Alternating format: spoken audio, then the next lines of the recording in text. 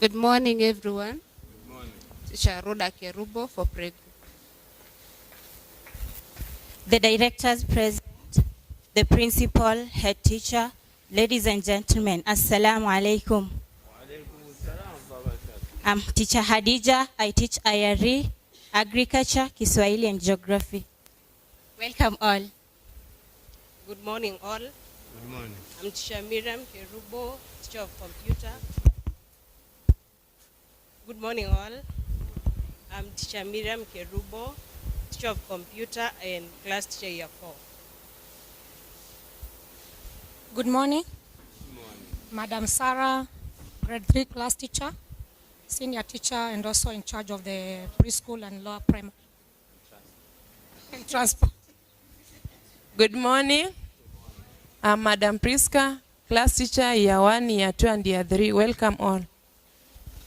Good morning, everyone. Good morning. I'm Teacher Pamela, handling PP2 class.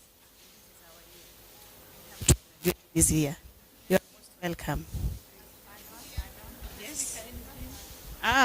You have not heard what I've said. I have said, my name is Teacher Pamela. I am handling PP2 class, and I've said, this is our year because we are graduating. You are most welcome. All protocol observed. I'm Madam. Good morning.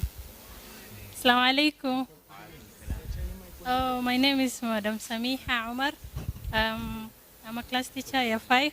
I teach history, Swahili. Welcome all. Good morning, everyone. I'm Teacher Sharon, class teacher year 7, head of department, English. I'm also a teacher of English and literature. Welcome. Assalamu alaikum wa rahmatullahi ta'ala wa barakatuh. Alaikum assalam wa rahmatullahi. This is Teacher Bakari Ogoria. I handle IRE, Creative Arts and Arabic. Once more, welcome. Morning, everyone. I'm Teacher Nyabuto Alphonse. I teach mathematics and geography. I'm also the class chair. Welcome. Good morning. How are you? We are fine. I'm Teacher Irene, class teacher, grade 5A. I teach Kiswahili and history and department of Kiswahili. Thank you. Welcome. Good morning. I'm teacher Gladys, handling grade 1. Thank you. Good morning, our parents. Good morning, colleagues. My name is Teacher Felix Nambafo, grade 6A class teacher. I teach Kiswahili, math, CRE, agriculture, and social studies. Thank you so much and feel most welcome. Good morning. I'm Teacher Brenda, grade 4B class teacher, HOD, Humanities. I teach social studies, agriculture and geography. Assalamu alaikum wa rahmatullahi wa barakatuh. My name is Ustadha Marjan, head of Islamiyat. Welcome all. The senator, our director, the principal, the head teacher, also distinguished guests, our parents. Good morning. I'm a new teacher. I joined this term. My name is Wilson Ngugi. I teach English and also year 10 class teacher. Thank you, parents of year 10, for giving me disciplined students. It is very easy to handle disciplined kids. I'm glad to be part of the Midland family, and inshallah we shall work with you to improve our school. Welcome and God bless you. Assalamu alaikum. My name is Ustadha Sumaya. Welcome all. Islamia teacher. Good morning, everyone. Good morning. My name is Mr. Morara Moffat, year 9 class teacher. I teach creative arts and sports. mathematics, English, and I'm in charge of games and sports. Welcome all. Thank you. Tuwapigie makofi walimu. Mimi ndo nimebakia, mimi ni ule.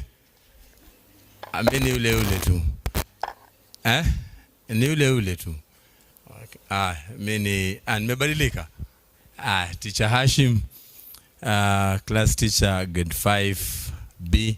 I handle IRE and creative arts. Na bado ni MC. Hai. Kidogo ningeomba mpate kiburudisho kutoka kwa Ustadh Harith atusomea Qur'an kidogo. Kama kwa dakika moja tu peke yake. Ustadh Harith, karibu.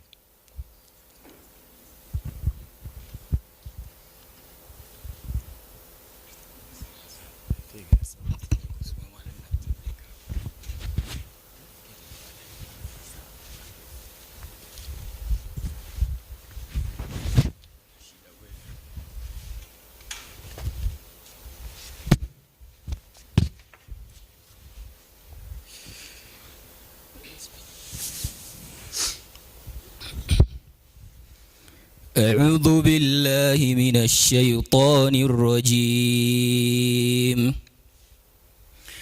ويستعجلونك بالعذاب ولولا أجل مسمى لجاءهم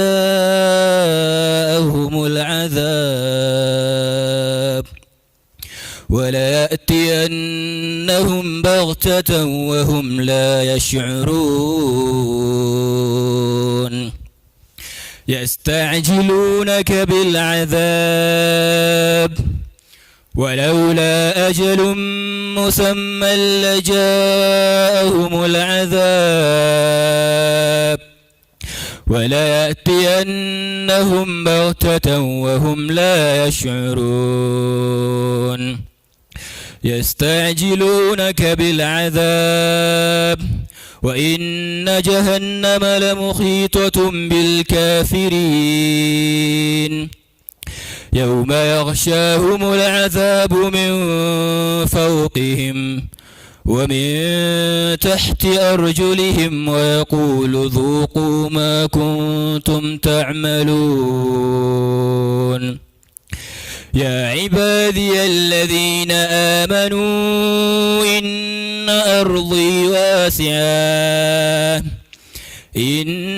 أرضي واسعة فإياي فاعبدون كل نفس ذائقة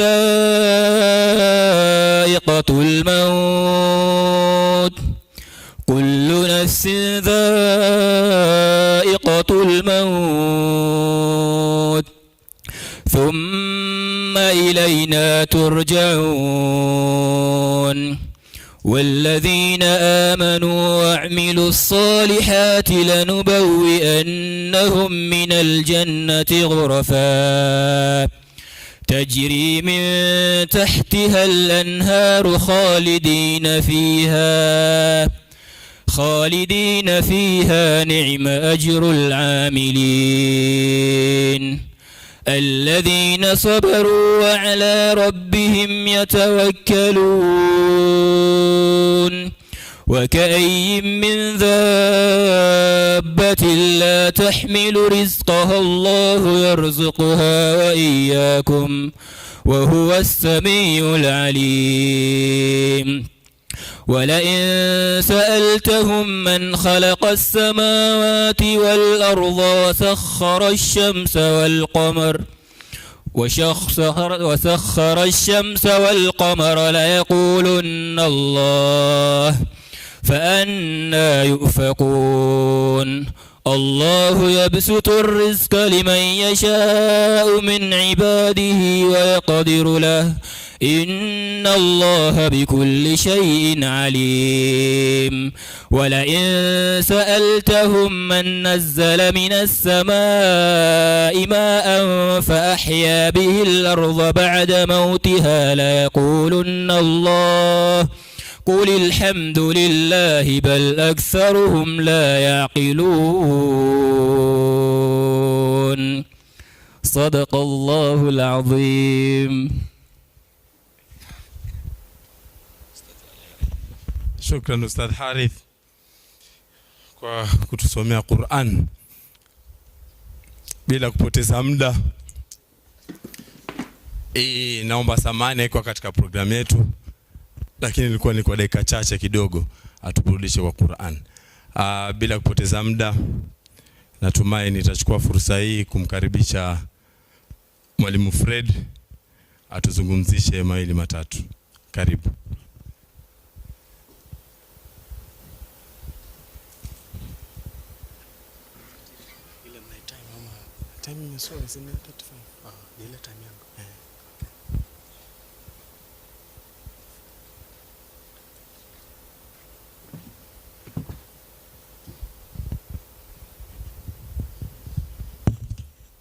Our directors present, the principal, junior and senior school section, my colleague teachers, parents and guardians, Assalamu alaikum.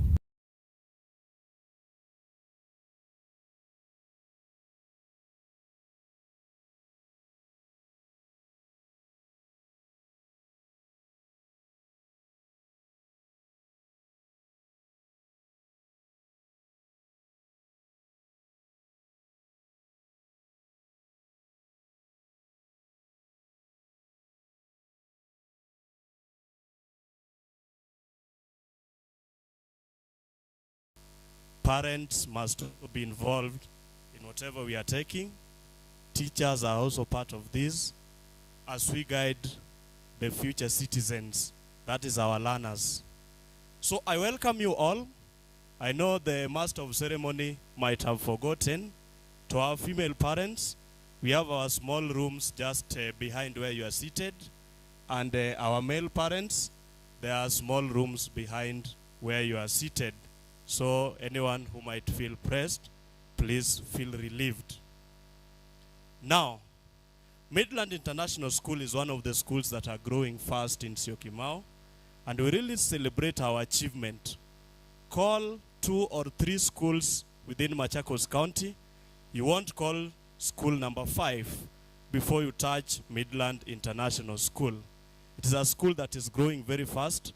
It is a school that gives an opportunity to each and every learner so that they can make their potential and they can make their future.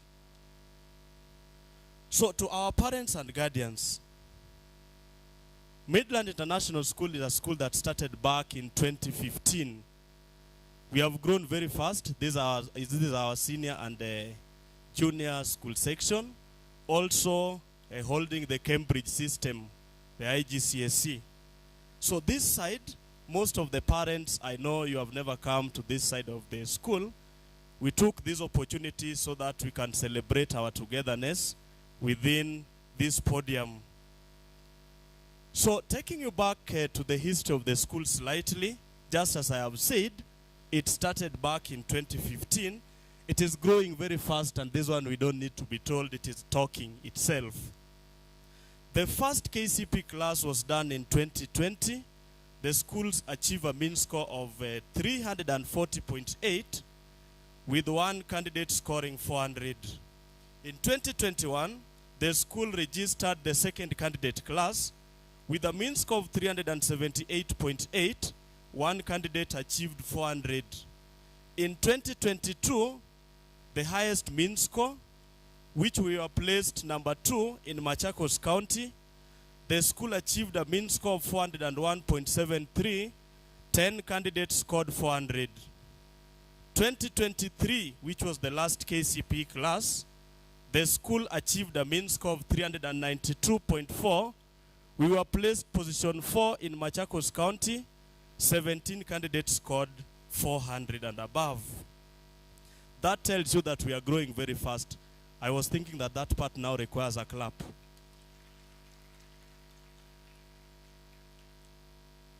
Just to mention but a few areas, the performance of our school has been on an upward trajectory, and we are proud of ourselves. And that is why you look at the population of the school, the enrollment, it is growing very fast.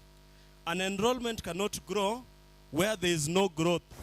It means that there's something that we are doing that our neighbors are not doing somewhere, making Midland International School the place to be. Sometimes back when the school started back in 2015, with around 15 pupils.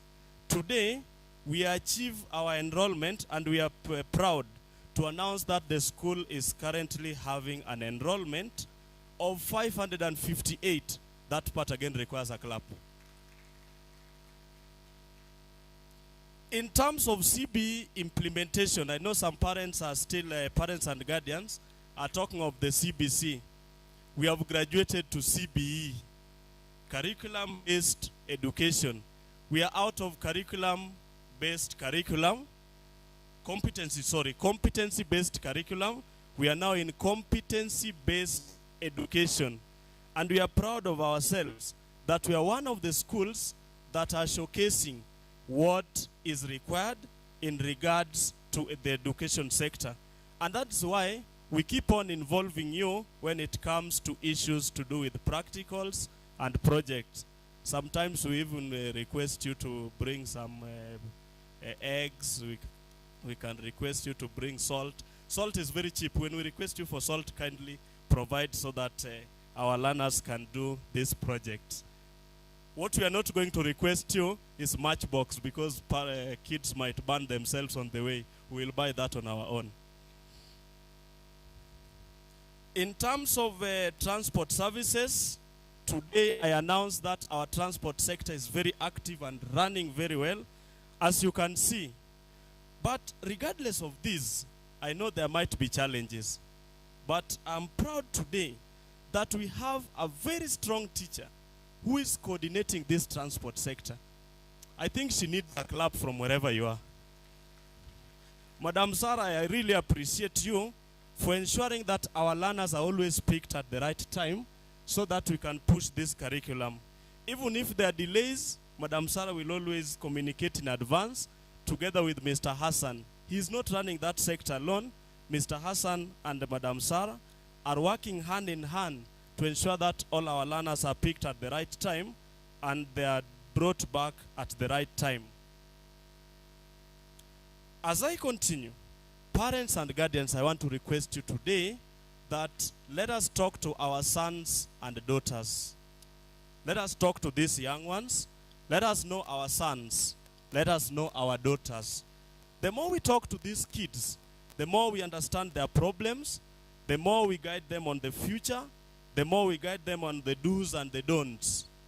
If we fail to talk to these our kids, they might not know and they might be misguided. You know, there is what we call the peer pressure.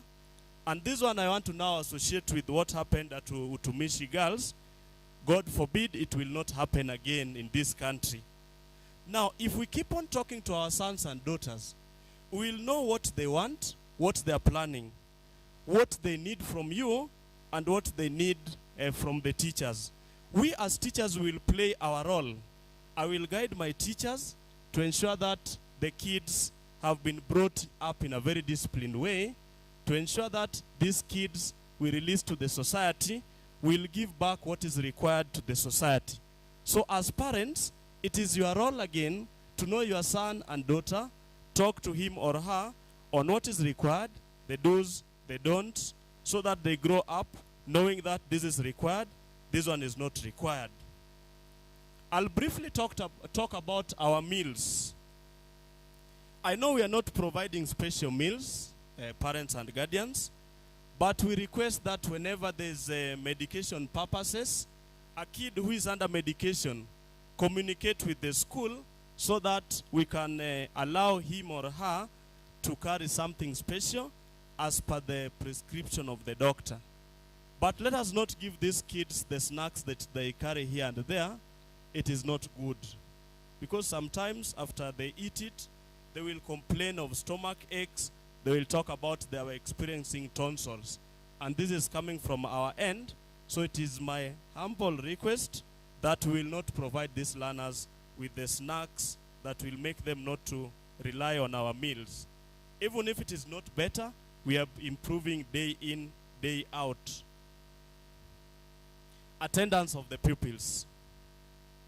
Parents and guardians, once more, I want to request you, if your son or daughter is not coming to school, kindly communicate with the class teacher in advance so that we can capture that.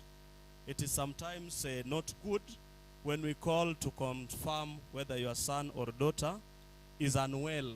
Please just communicate in advance so that also we know the regular attendance of our learners.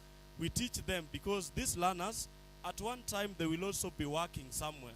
So if they're absent without informing the relevant authority, we are not teaching them the right thing. So I'll request you, parents and guardians, that ensure that we bring these kids to respect the authority.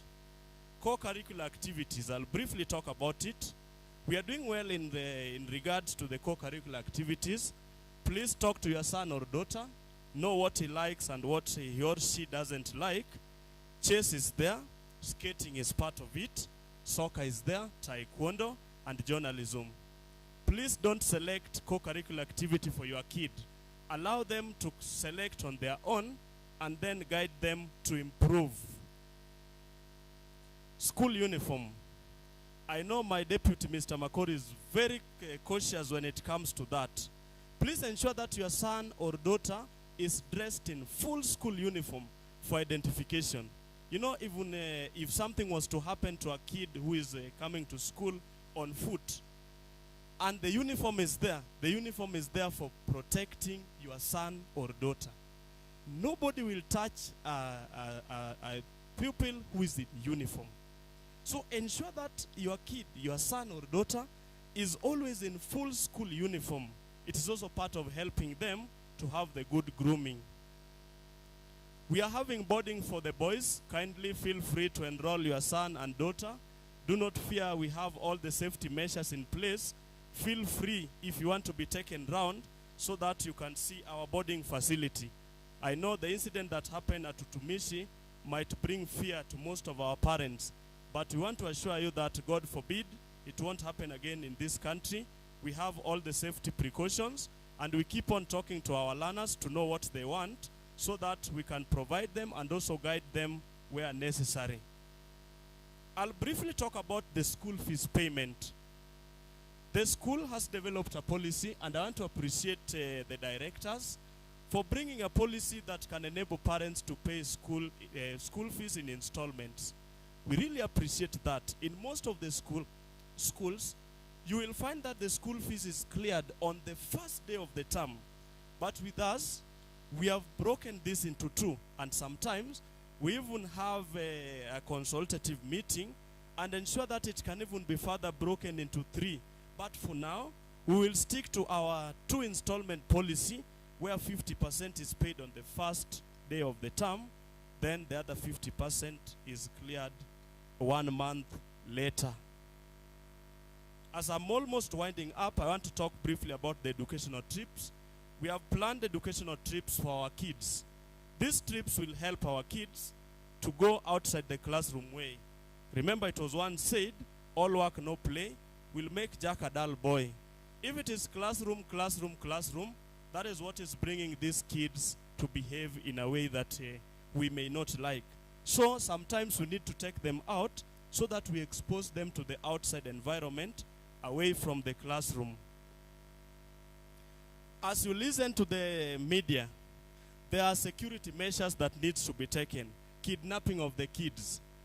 I want to request the parents whom their kids are coming on foot to ensure that they are escorted to school and they join the compound.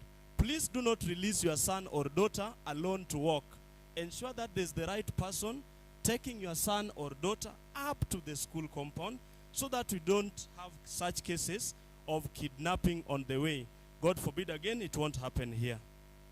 I have shared the calendar of events in the group, and I want to believe that the parents have gone through that calendar of events. Always when we share the calendar of events, kindly go through so that we can carry the school as a united team. As I had said, create time with their son or daughter, talk to them, know what they want, know what they should do, know what they should not do. Finally, On behalf of the school, just as we have been progressing well in terms of academic matters, I want to take this earliest opportunity to wish all the candidates, KIPSEA candidates 62, KGSEA candidates 43, the very best in the upcoming KIPSEA and KGSEA 2026. God bless you all. God bless Midland Fraternity. God bless Kenya, and have a peaceful day. I want to take this opportunity to welcome Principal Bashir to have his remarks.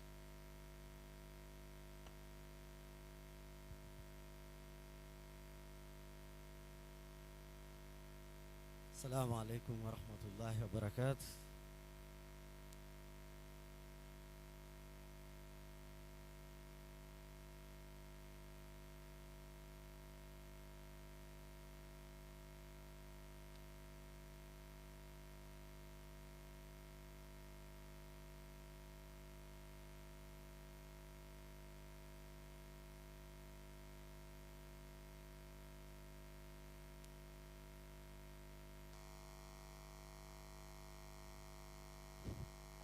Okay, it is now on Pole. I will talk in English and part in Kiswahili so that all of us we get the communication that is required. As I have said, my name is Bashir Muhammad Manga. I'm a teacher in geography and business. I have been doing this for the last 15 years. And this is my third school as a high school principal. Alhamdulillah for have been given this opportunity at least to show what I have. Now, I joined Midland International in February 2006, and I have had my addition. Mchango wangu up to now, we can say within the first 4 months is mostly in co-curriculum development. We talk about the academics and the co-curriculum. In academics, when I started my endeavors here, I had to do the analysis of some teachers. In the first month, I had to eliminate 5. Walimu watano wenye tulikuwa nao hapa, nilijadiliana na madirekta wetu na other academic committee yenye nilitengeneza, na tukasema they are not fit. Tukawasimamisha na tukapata walimu wengine wenye tunafikiria that they are good. Right now tuko na walimu alhamdulillah wenye wako qualified, both high school and P1 teachers, whom we think sisi they can propel our academic flag.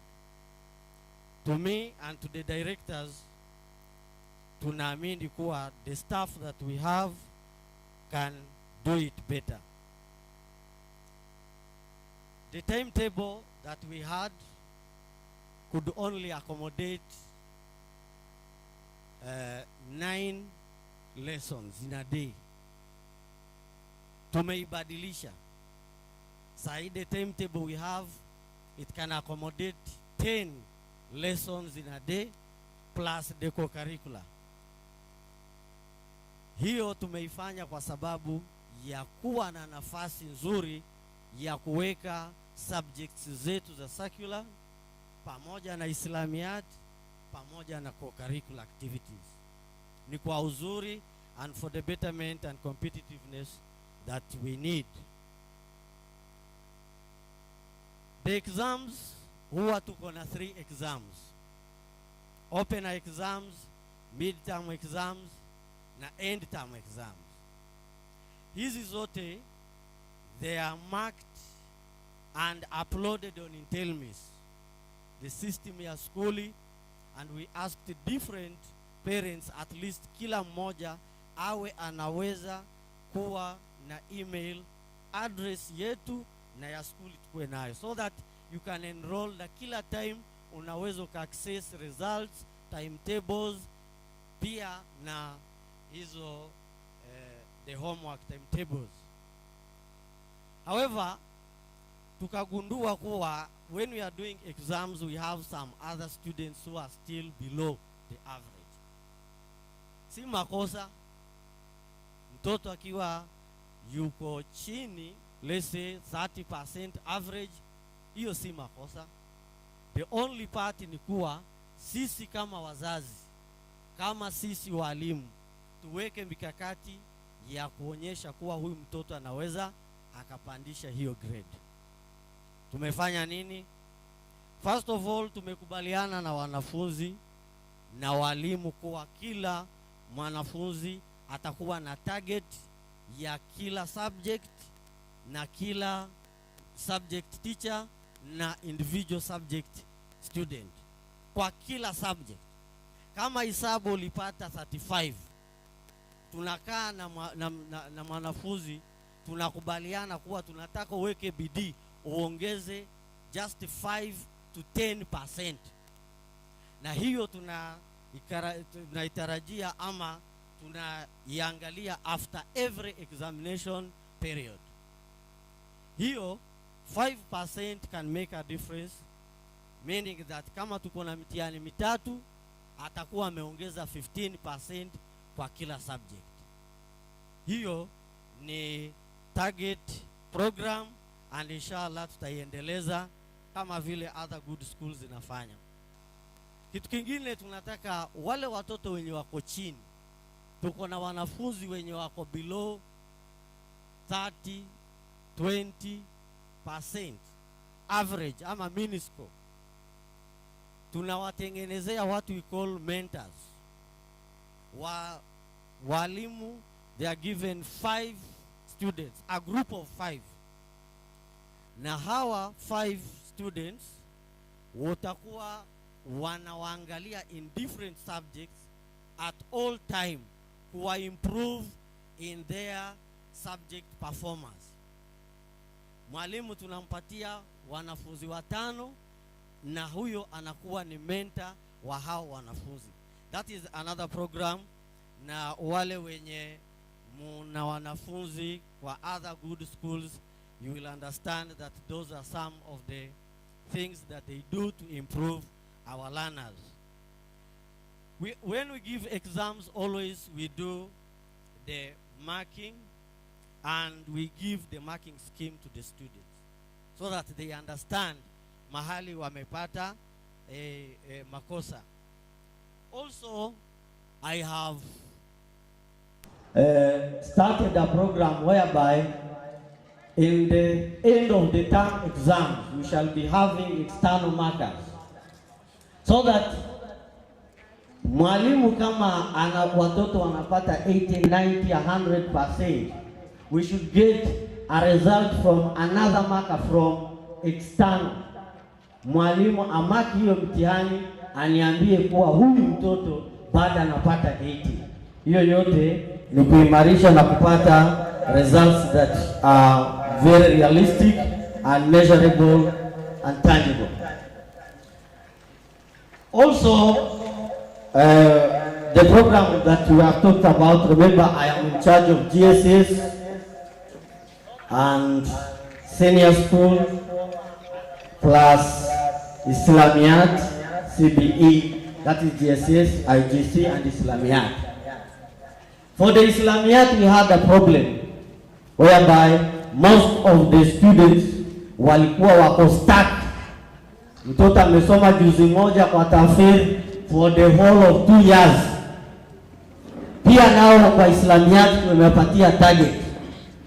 Walimu wetu wa tafsiri wenye mmeona hapa, nimewapa target. Kama mtoto alikuwa yuko kwa juzi ya pili, amesoma suratul Baqara kumaliza miaka 3, tunataka tujue baada ya 1 term huyo mtoto amefika which stage.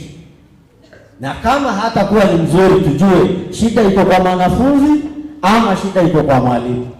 Ikiwa iko kwa mwalimu, then tutatafuta njia nyingine ya kupata mwenye ataweza kufanya vile tunahitaji.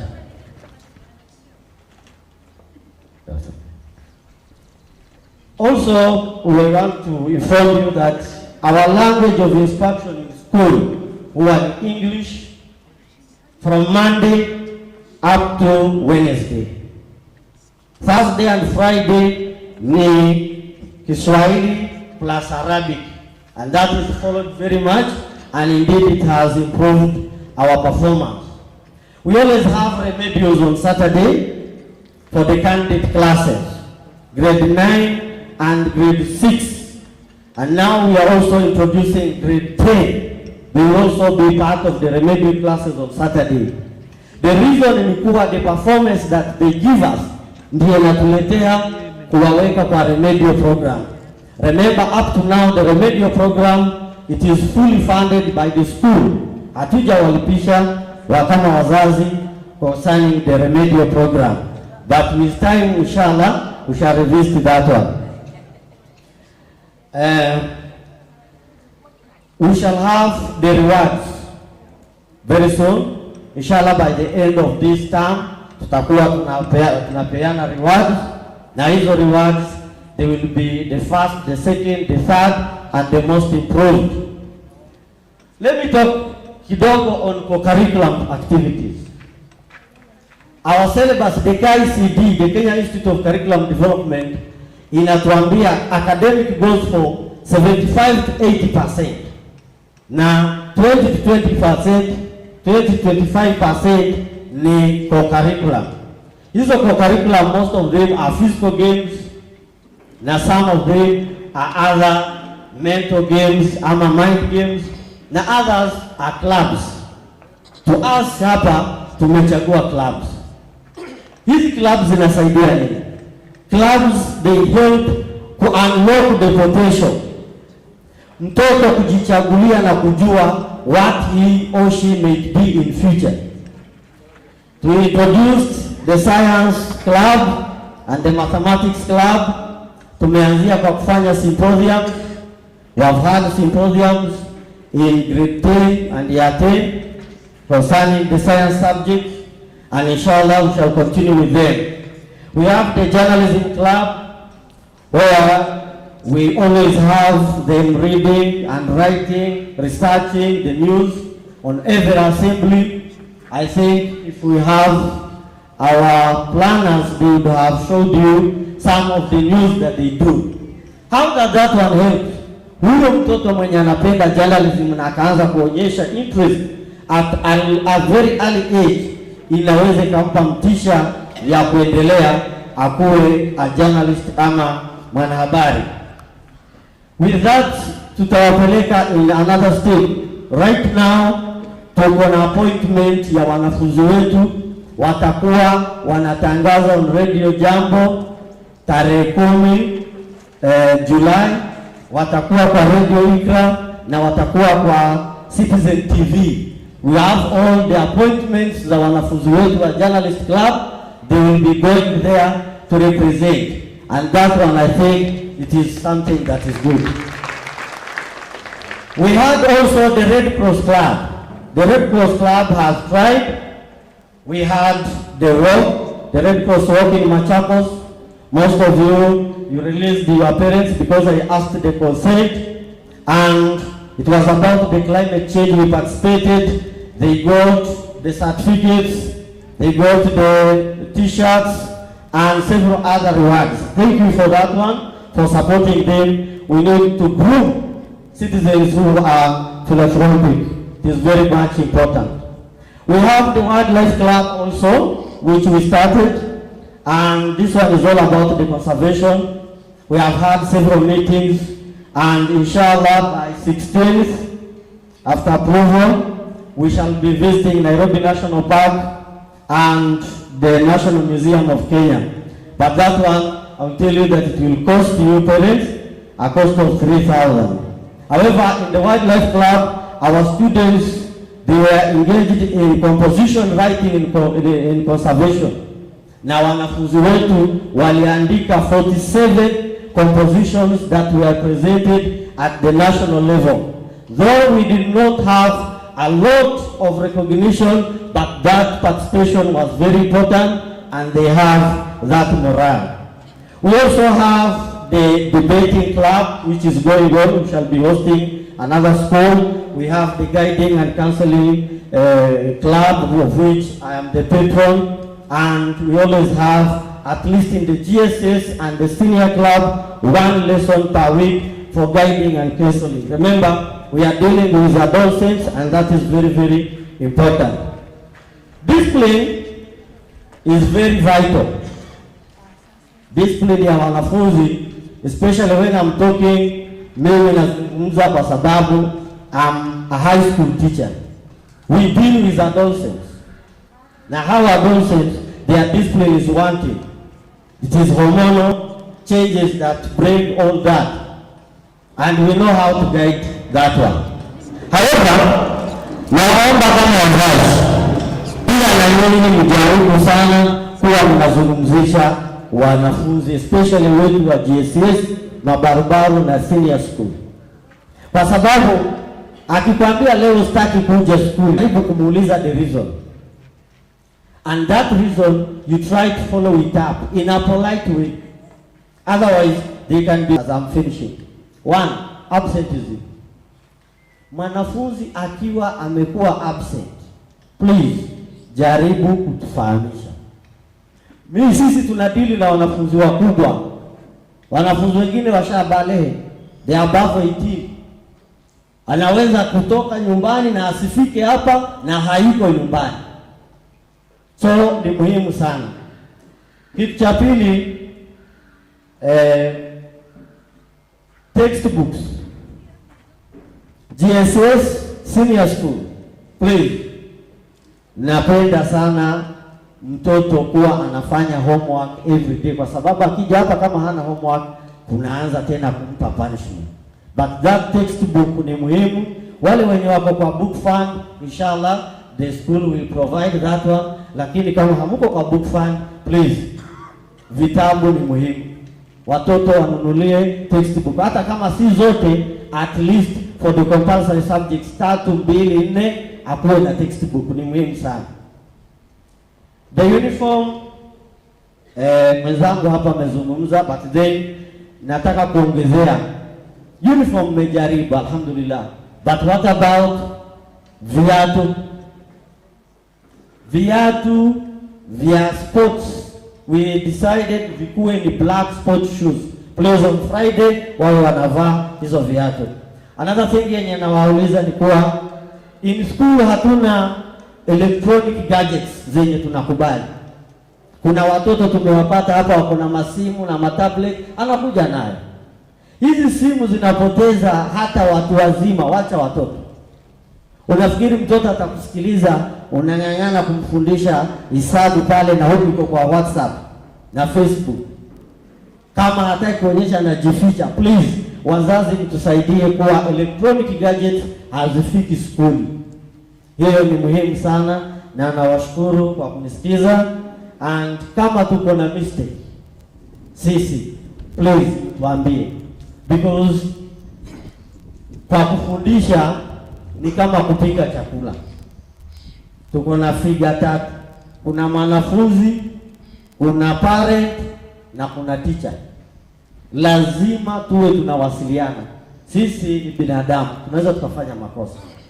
Thank you very much na Mwenyezi Mungu awabariki.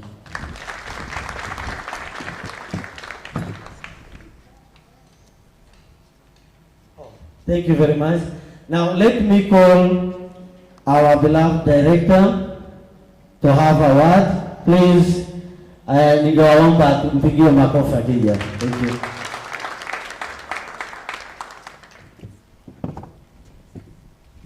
Assalamu alaikum. Alhamdulillah, number 1 tunashukuru Mwenyezi Mungu. Ya pili, ninawashukuru wote wazazi na walimu kwa kuwa na hafla mzuri kama siku hii ya leo. There are remarks that I will going to make, nitafanya baadaye, lakini kwa sasa hivi ningependa kusema tu madhumuni ya sherehe ya hii siku hii ya leo. The main tuliwaita hapa ili kama wazazi tuongee consultative meeting. For the last 2 years hatukuwa na hii opportunity ya kukua pamoja vile tumekaa leo, ili tujue changamoto ambapo sisi kama shule tuko naye, na nyinyi kama wazazi lazima mko na changamoto upande wenu, tuongee alafu tukue na mwelekeo mzuri. The main objective ya hii mkutano kwanza ni hiyo. Kwa upande ya masomo tunaendelea namna gani? Labda mko na kitu ya kuchangia kwa upande wa discipline, kwa upande ya infrastructure, na nini mnataka sisi tufanye ili tuendelee vizuri. Kwa hivyo madhumuni yetu walimu wameongea. Kabla sijapatia fursa rafiki yangu moja, siku hii ni siku ya wazazi. Nyinyi ndio mnafaa kutuambia mnafanya mbaya na mnaelekea mzuri na tutarekebisha wapi. I think kwa hayo machache nitaongea baadaye mwelekeo yetu vile tutaendelea in terms of infrastructure na vile tunafaa kuendelea in the next maybe 5 years, Mungu akitupatia hiyo nafsi. Lakini sasa hivi karibuni, kwa heshima ningependa kuomba rafiki yangu moja akuje atuongeleshe sisi kama wazazi na shule, role ya wazazi ni nini, role ya shule ni nini, CBC. I think sometimes back, kama mnakumbuka, tuliongea juu yake, lakini alhamdulillah wakati tulianza shule tulikuwa tunasema tutaweza kweli? Tumeweza, alhamdulillah, Mungu ametuwezesha. Junior tulianza, tumeanza what do you call Cambridge, na tuko na wanafunzi 100 alhamdulillah. So yangu nitaongea baadaye, ningeomba ndugu yangu atuongeleshe kama shule na wazazi, what is expected of the parent, the teachers na school management. Thank you. Thank you. Mpigieni bwana director makofi tafadhali. Hiyo makofi tafadhali, tumpimie vizuri bwana director wetu. Makofi. Asanteni sana. Kwa majina naitwa Alexander Mutunga, Mwalimu Mutunga. Mimi ni mwalimu. I think I begin it there. I'm a teacher by profession, an alumni of Catholic University of Eastern Africa, and a school administrator of almost 20 years in the school administration, and an educational consultant as of now. I must take this opportunity first to thank God. Tunashukuru Mungu sana kwa siku ya leo. Wazazi, directors, and all the administrators of the school, good morning. Alaikum salam.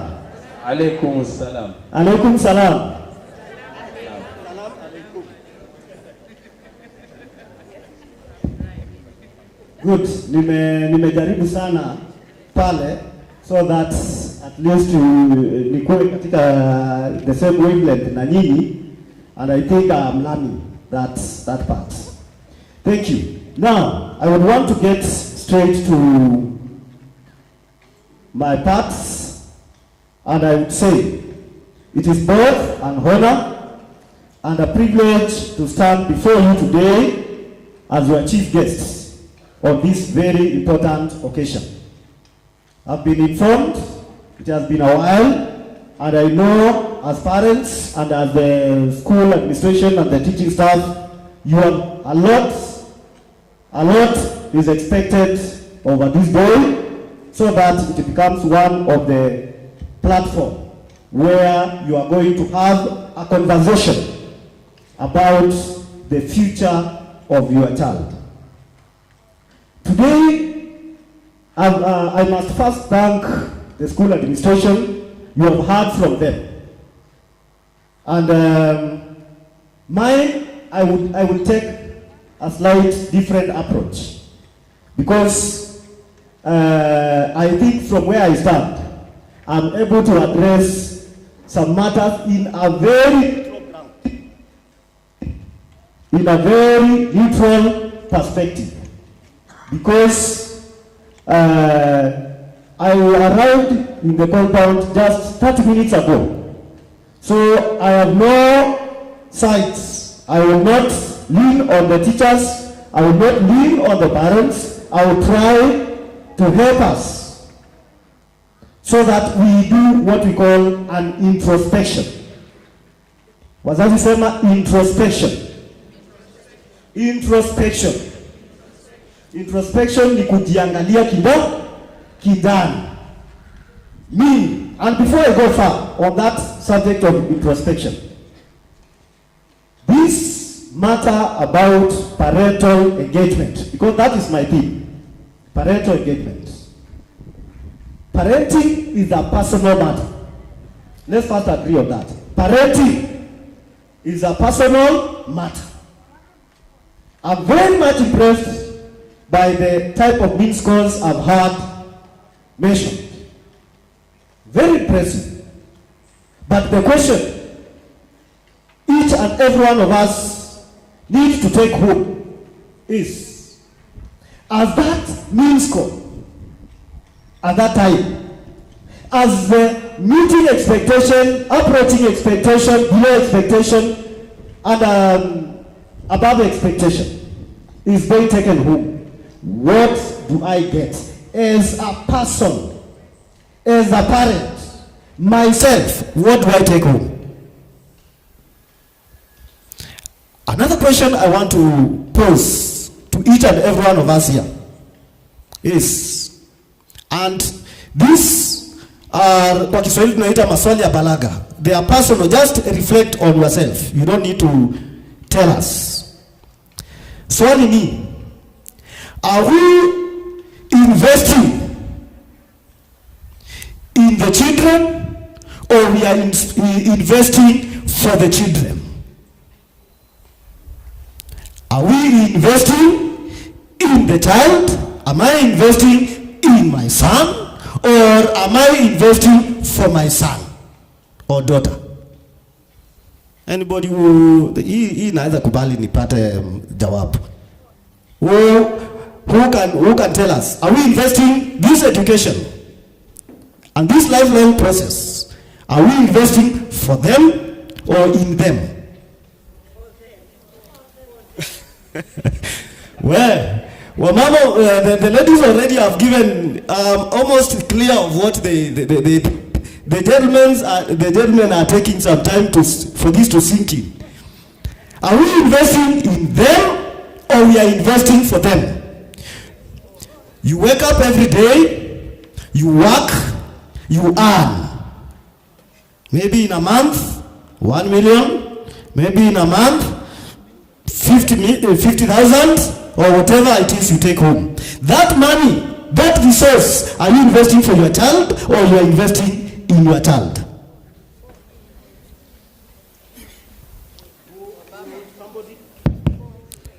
I think the ladies are ready to take this topic on. Madam, tafadhali, just bring it up. We are investing, according to her, we are investing for our kids. All right. Higher. Any other school of thought? Any other school of thought, or we all agree we are investing for? Yes. Thank you. We teachers are also parents. Now, to me, I think that it is good to invest in children. Thank you. Good. Amesema yake, according to him, we invest in them. So you take your 50 million, unaiweka ndani yao. All right. So in them or for them? In them or for them? Decide, 1, 2, go in them or for them? For them. This out in them or for them? Both. All right. The gentleman in them or for them? None of the above. All the above. None of the above. None of the above. Hey, that's a bit radical. None of the above. All right. Let's approach this question rather philosophically so that tuweze kusonga. Yes, yes. Morning again. When you are investing in children, it means you are focusing on their growth, their mental health, their well-being. But when we are investing for them, it means you are setting up structures like financial gain. So after school, they can inherit. Good. So it is good to invest in both. Clap, clap, clap, clap, clap, clap, clap, clap, clap for him. And if anything, this is a class, this is a literature class. There is no wrong answer. There is no. So you should not feel, oh, sasa nimefeli na nikienda nyumbani ninaenda kuuliza mtoto wangu mbona hajapata exceeding expectation na mimi mwenyewe tayari nimefeli. There is nothing like that. All answers are correct depending on how you want to interpret it. But for the sake of this meeting, moving forward, what do we endeavor? What do we endeavor to do? Somebody said both. Well, but then if it is both, what percentage? What percentage? Endeavor in as much as possible to invest in your child. That is the best investment with the highest returns. With the highest. Oh, sorry. And how do I justify that?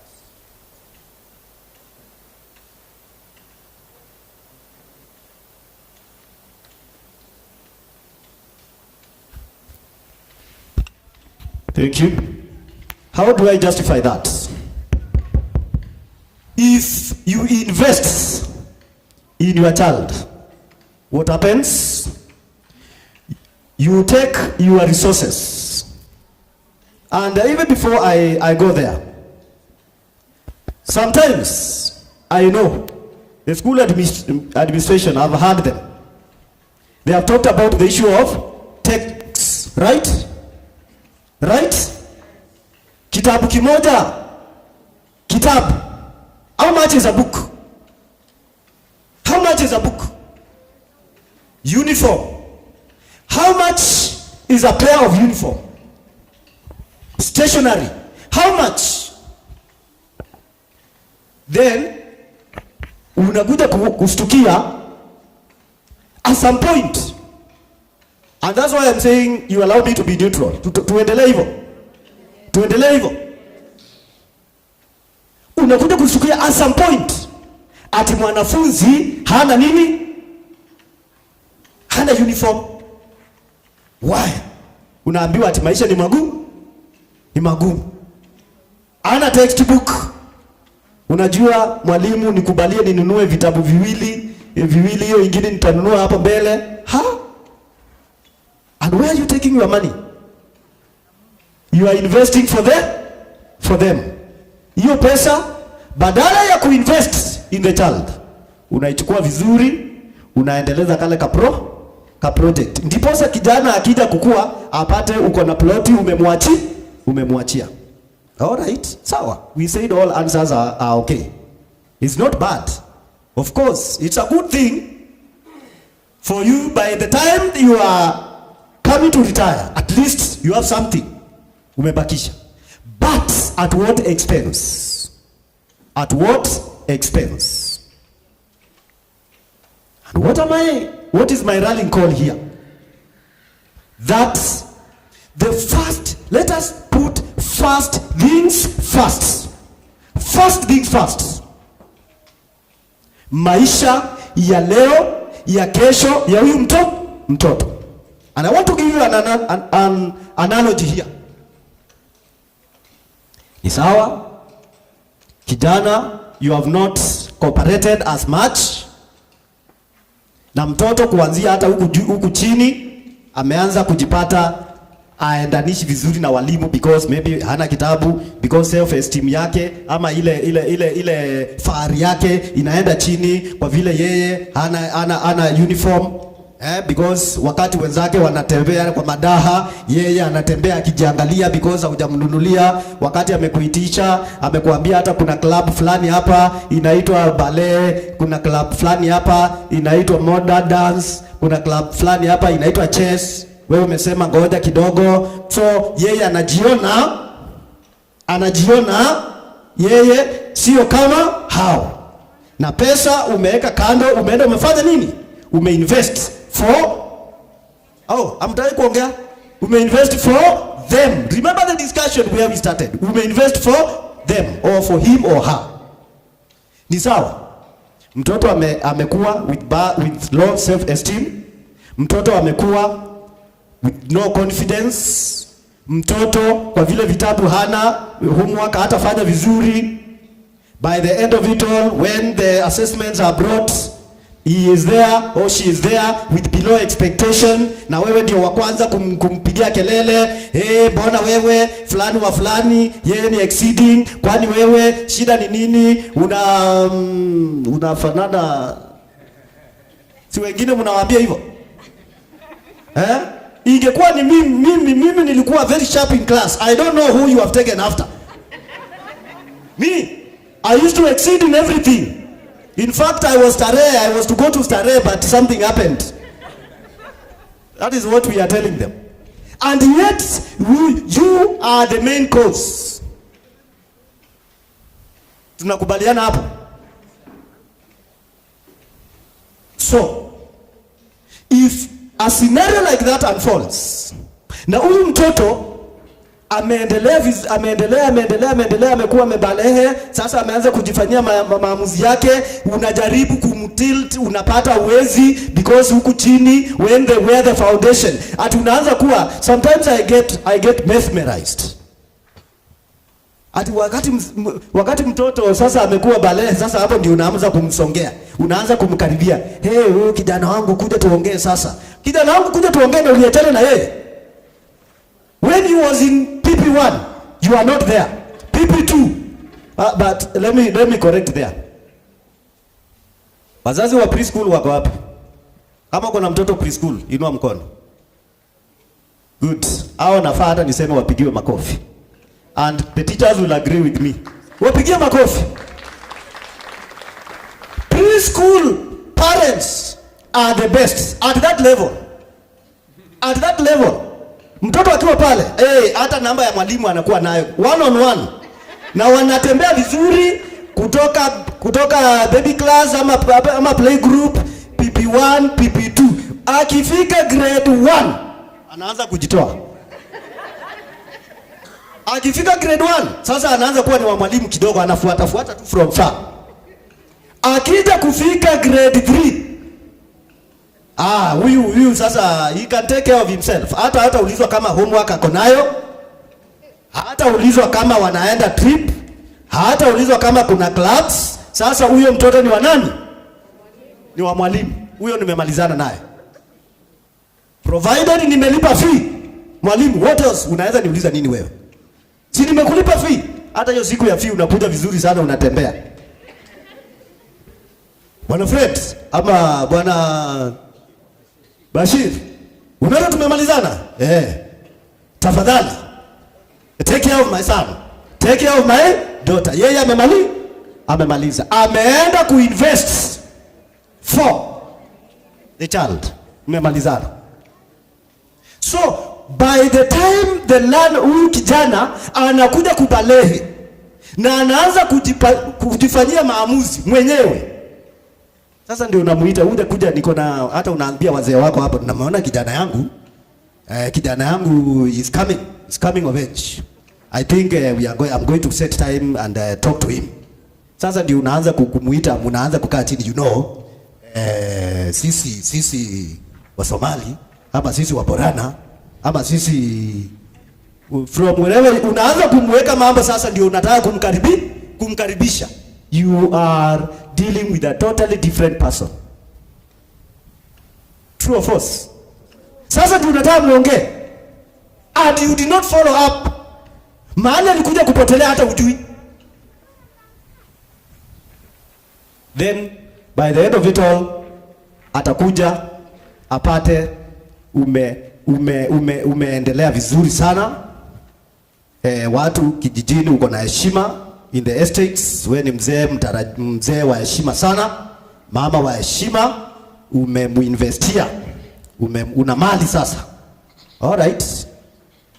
Then one day he is expected to take over what you invested for them. Have you heard of cases whereby the fortune of the family is being squandered within 1 or 2 years? Hiyo yote yenye you worked so hard. You worked so hard to build. Na umekuja umemwambia sasa hii kampuni ni ya familia. I worked very hard. I started with one desk and one very small room, tiny room. Now I want you to take over this company.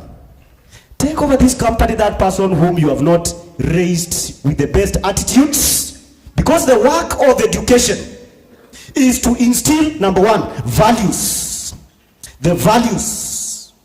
I'm very happy when I see how serious the matters of faith are being undertaken in this school. Mambo ya dini. Because if this child was not well inculcated, hakuonyeshwa values za kuishi, the value of respect for the elders, hakuonyeshwa. Mlikuwa wakati mzee wako amekuja na mnagombana hapo akiwa na unamuongelesha vile unataka, anaona. Value of respect. The value of integrity. Integrity tunasema ni nini? Matching words and what? Actions. Matching words. What you say, does it count for anything? There are some people what they say doesn't count for anything. Hata akikuambia tukutane kesho, unatembea hapo unasema acha tu hiyo, najua doesn't count for anything. Is it true? Kuna mtu hata akikuahidi kesho ninaenda kukulipa, unajua tu hiyo ni uongo. Because their words don't count for anything. So as the kids are growing, as you journey with them together, you instill, and it's not a one-day event. These values, attitudes, best attitudes, yani mtazamo positive, chanya. This is not something you can instill within a day or with 3-4 sit downs. I'm a guidance and counseling sessions when somebody is 30 years. It will not be very easy to correct such. And that's why we are saying at this level, let us journey with the child. Ukisikia mwalimu amekuambia there is this, tunahitaji this, muulize how much, when is the deadline, and no more. Do what is expected. Do what is expected and leave the rest to God. Back. Study after study tells us the same story. That children whose parents are actively involved in their educations perform better. You want exceeding expectation? Everybody, of course, wants their child to exceed, right? Even me, I want mine to exceed in expectations. But how much am I putting into that? And while there, allow me to touch on something. I had the teacher, and I am able to pick them because I have told you personally I am a teacher. I have taught. I've heard the teacher talk about homework. Wazazi sema homework. Sijaisikia vizuri, sema homework mzazi. The moment a parent will ever understand the magnitude of that homework, you will take it very, very seriously. Mtoto amekuwa na mwalimu darasani. They have spent the whole day, ama 40 minutes. Let's even talk about one lesson. 35-40 minutes. And they have been given something to go and do individually at home. Amepewa kazi aende afanye nyumbani. Na amefika pale nyumbani, amepata nobody even bothers.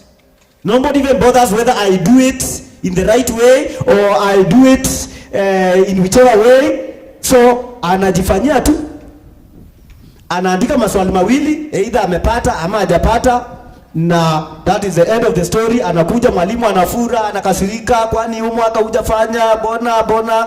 All right, it becomes the song.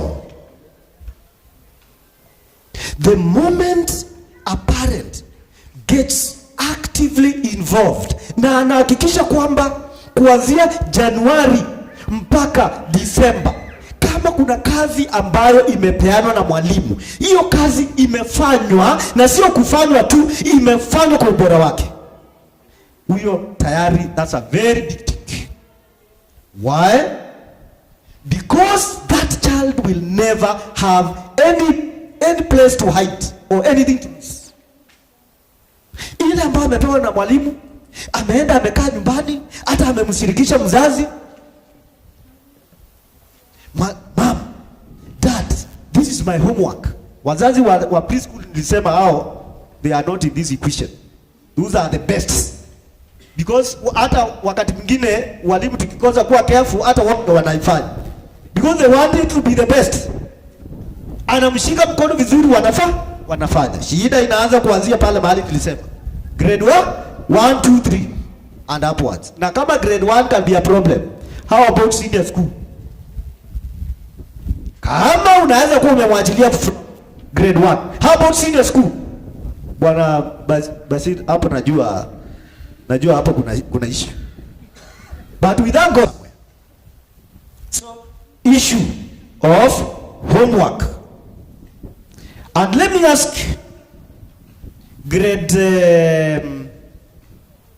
4 parents, wazazi wa grade 4 ambao wako hapa, grade 4 and grade 5, and in fact wacha nirudi nyuma kidogo, wazazi wa grade 3 start. Kama uko hapa na wewe ni mzazi wa grade 3, simama. Hawako good, wapigeni makofi tafadhali wa wazazi wa grade 3. Ndio hao. Now,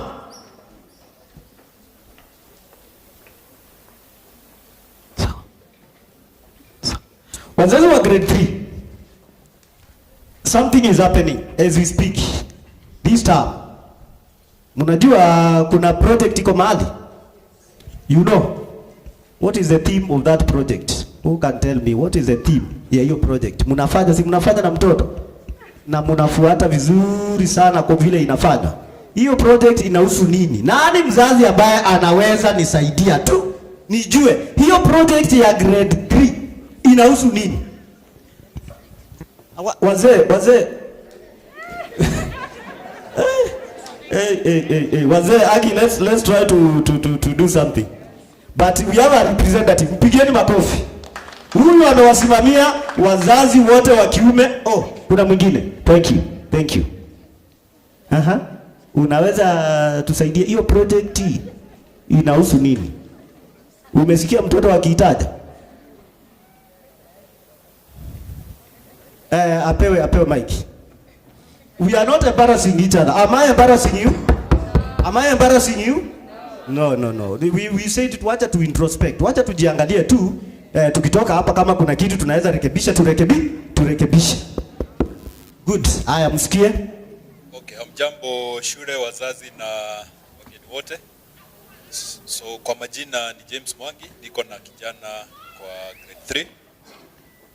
Well, I've been following up what they are doing, and overall, I just want to imagine the theme is about cleanliness and something cleanliness. Walimu wa grade 3 wako wapi? Walimu wa grade 3 mko hapo? Amesema is something cleanliness. And he is not far from it. Mpigeni makofi.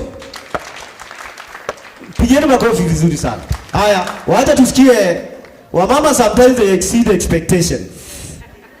On these matters of parenting, ni lazima tuwafulie kofia. Wacha tusikie mzazi mmoja tu mama. Na nimeona amekuchagua. Sijamwambia aje kwako.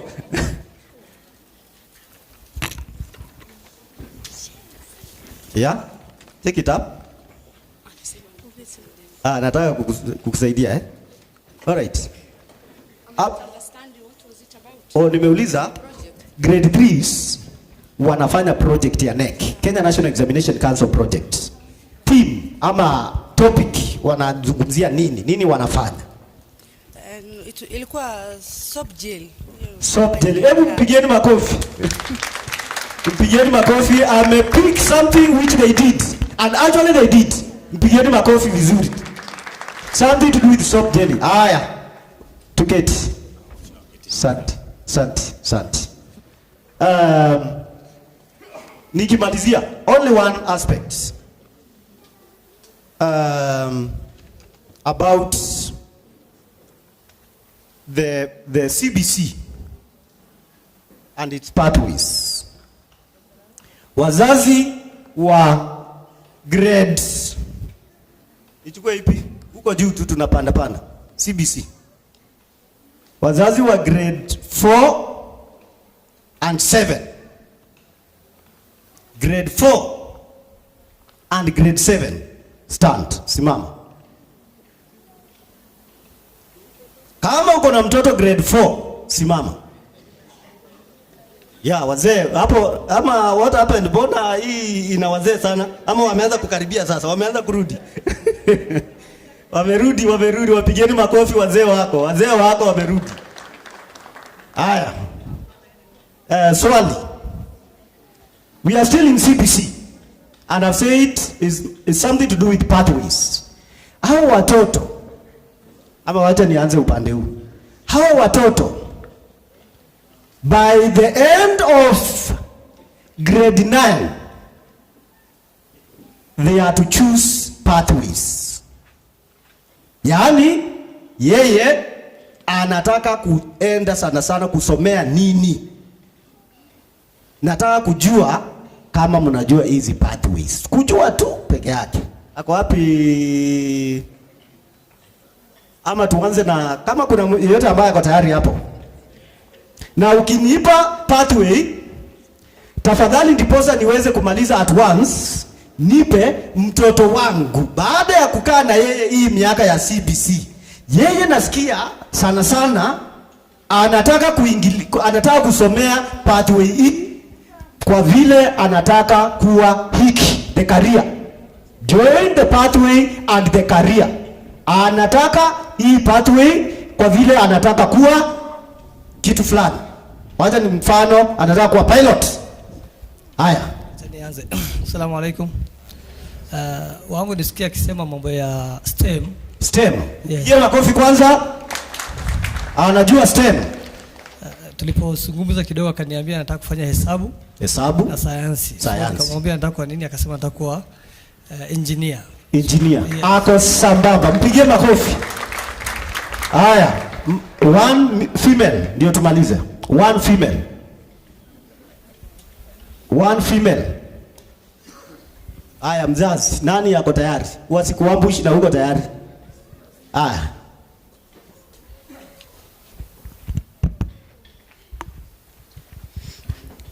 Assalamu alaikum wa rahmatullahi wa barakatuh.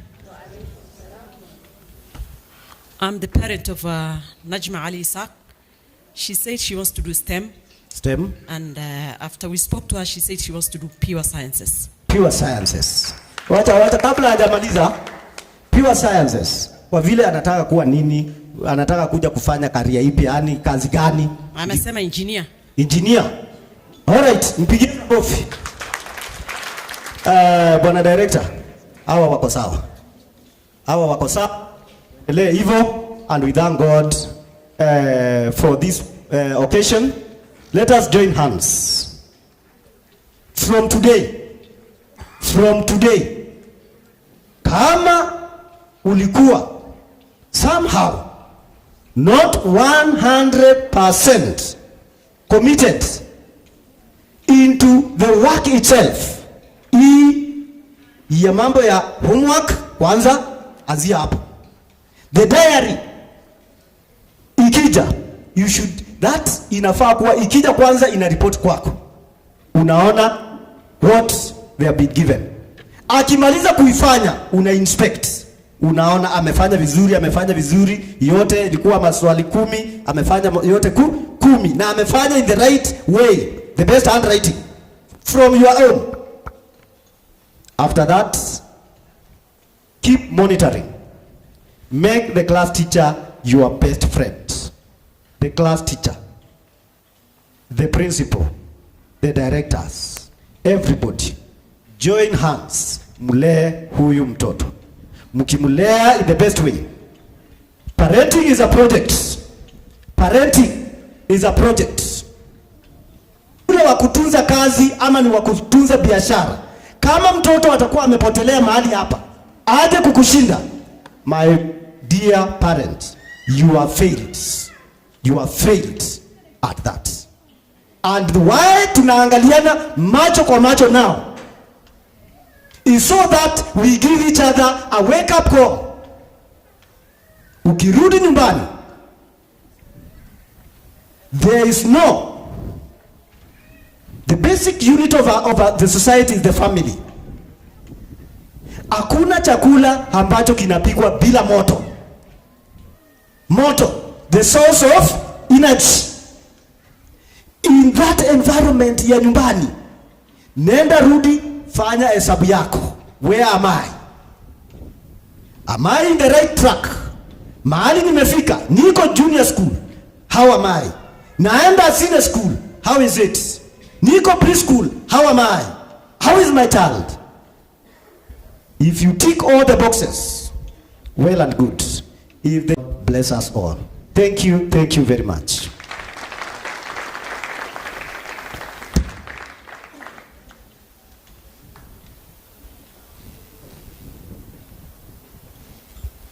Tumpigie tena makofi mgeni wetu heshima. Asante sana kwa maelezo marefu. Ningeomba fursa kidogo tu, kuna mzazi ameniomba, amehitaji kuwatambua walimu wa Duksi. Walimu wa Duksi wafike hapa mara moja haraka.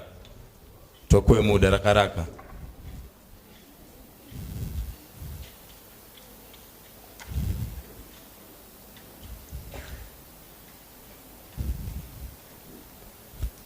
Huyu ni ustadhi wetu, Ustadh Abdurrahman, yuko in charge of Duksi. Ustadh Yasin in charge of tahfidh. Kama mwanafunzi wako kwa tahfidh section, muone Ustadh Yasin. Duksi ni Ustadh Abdurrahman. Kuna mmoja ametoka, Ustadh Ali, yuko in charge na wale wadogo wa kaida. Hao ndio maustadhi wetu sasa katika Duksi. Kuendelea na programu yetu inayofuatia ni Intellimis. Nitamkaribisha Mwalimu Makori azungumzie kuhusu Intellimis kidogo. Asante, the master of ceremonies, parents, the director, the guest of honor. Good morning. Hamjambo. Asalamu alaikum. Mimi ndio Mwalimu Makori. Wangapi wananijua? Ni mimi sasa. Mimi ndio sometimes nadili na mambo ya discipline. Unapata hapo mwanafunzi hayuko sawa, nywele haiko sawa, hiyo mambo uniform haiko sawa, mimi nashughulika nayo. Haya, sasa nataka tuanze. Leo nataka niwapeleke darasani kidogo. I hope sote tunaelewana. Kuna parents wengine wasikii, wametoka ngambo, unajua hawasikii Kiswahili. Haya. Sasa nataka tuchukue simu zetu. Mimi niko na mulika mwizi yangu. Niko na mulika mwizi yangu hapa. Tuko na mulika mwizi. Nyinyi najua mko na yenu mzuri zaidi kuliko hii. Haya. Kwa hii simu, I want us to go to Chrome. Kuna app inaitwa Chrome kwa simu. Chrome. Hebu angalia Chrome.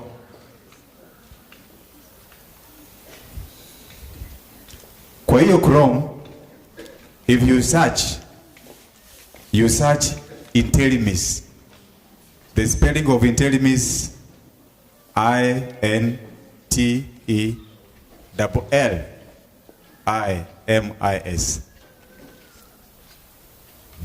Intellimis, INTELLIMIS.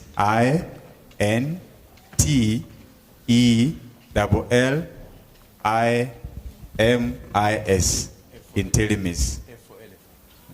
L. Yes. L. Intellimis. Are we there? Okay. Now, in that Intellimis, I want you to, there is a part, you just open the first one, written ERP.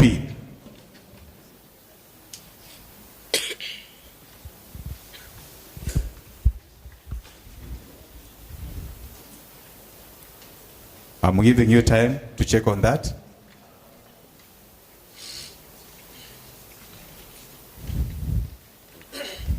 I hope all of us are there. Kindly, if you have a difficulty, you can raise your hand so that we can help you.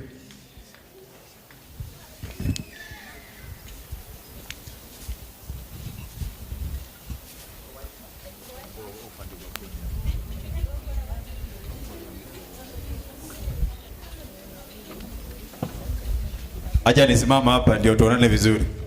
Okay, now for those who don't have the Wi-Fi, the password Midland International, just you search it, Midland International School. It is in capital letters, Midland International School. It is in capital letters. Password. Then the password is capital M. Then we have small is, only capital M. Capital M, IS, at 2026. Then you use exclamation mark. Exclamation mark,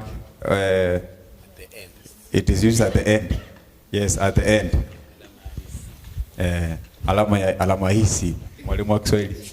Yes. Alama ya hisi. Alama mbutuko. Tanipeleka darasani tafadhali. Is it successful?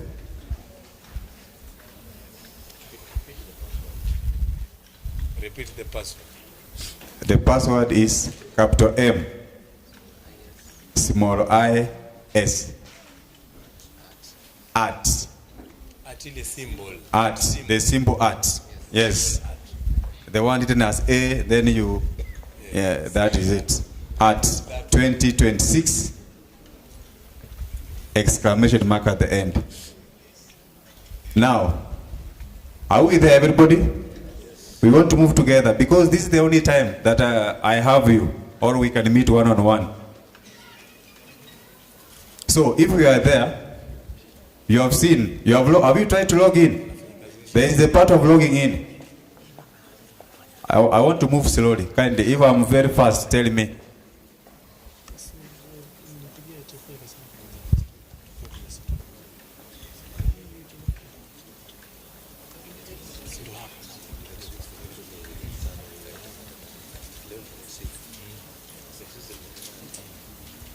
You know, the problem when you look at our kids, if you could tell them to use, they are very fast.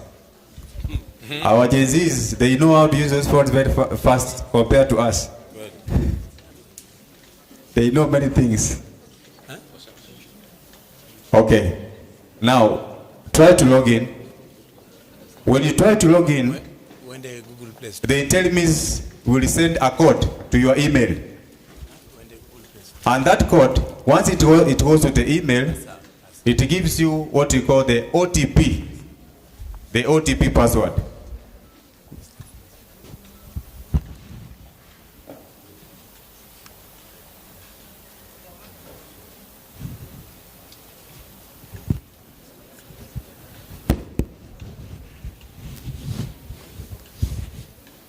Have you tried to log in? Is it working? Okay. Alternatively, we have the Intellimis app from the Google Play Store. Intellimis app, written Intellimis Pro from the Google Play Store. Intellimis app from Google Play Store. You can download the app.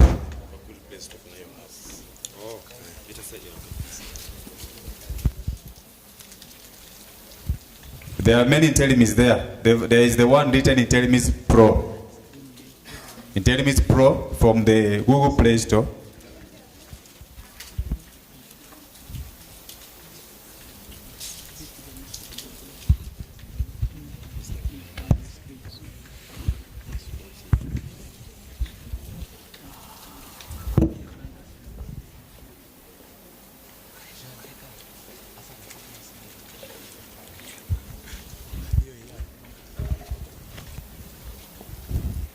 Are you done? Okay, now that app, once you download it using your email, if the email that we have here in school is what you are using, whatever information that you need to know about your learner, academics, the first one, you want to know what the learner scored, open exam, midterm exam, end term exam, you get it. And for those who have not getting the account, please, before you leave, I will request you that you pass by us. We'll be here, we'll register you. Then, another importance of that Intellimis, you will know any cases of discipline. If your kid was having any issue of indiscipline, you'll get notified. Number 3, the invoice. In case you have paid your fee and you want to know whether the amount has been updated in the system, you also get that information through the Intellimis. Another one, the assignments also, when sent, they will be sent through that Intellimis, and you will know the assignment that has been given to your kid, hence making it easier to follow up. Then we also have any information that the school might try to reach out to you, you will get through the Intellimis. So that's why we want to be digital, because the world has changed. You know, we are in 21st century. And you find that many things are occurring digitally. So that's why the school has come up with this important program of Intellimis to ensure that we can get the information that we need instead of you coming physically and wasting a lot of time for to have anything that you need to know about your kid. So with those many remarks about the Intellimis, kindly, for those who had created the accounts, I took you through last time, or you got Mr. Hassan or Mr. Fred took you through that. And for those who have registered the accounts, kindly, we just ask you to pass by, because this is the only time that we have you, and it's good that we start early enough. So, I don't have much to say.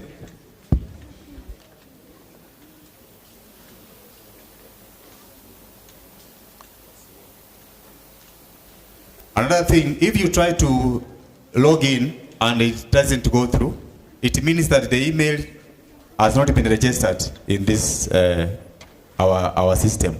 Therefore, in case it does not go through, you remain behind. Tuangalie ubaki nyuma, tuangalie mambo ya Intellimis, ukue sawa. Sawa sawa. Wangapi wamesaidika? Kuna mwenye amesaidika? Na wangapi hawajasaidika?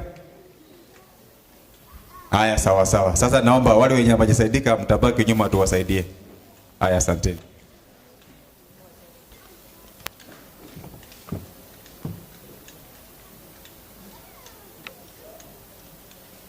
Asante sana naibu wa mwalimu mkuu Bwana Makori.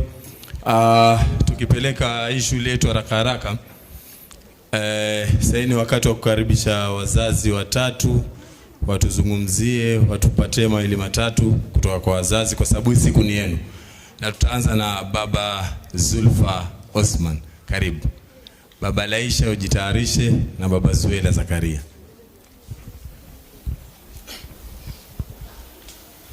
Andapo juu tubone vizuri. Sawa.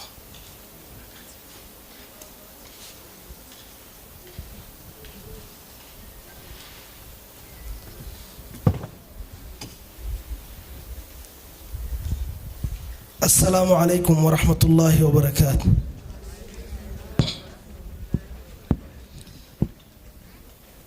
Mimi naitwa Osman, baba ya Zuhrufa na Zulfa Osman. I think if I'm not wrong, I'm one of the pioneer parents in this school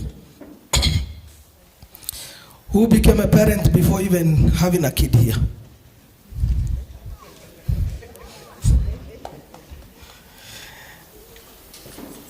I saw the school from inception.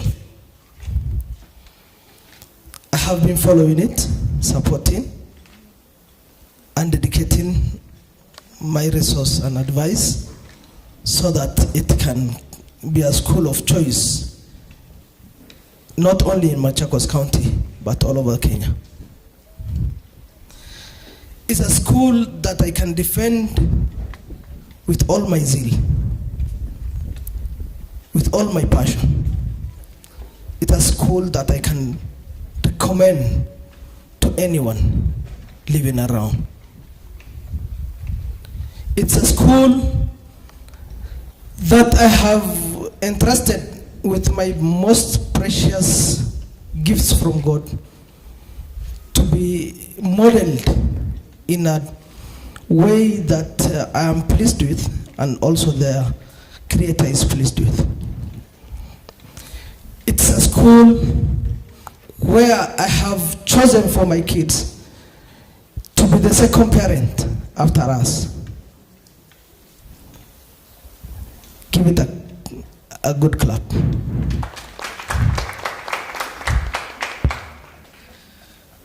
If I dwell on what we have come for,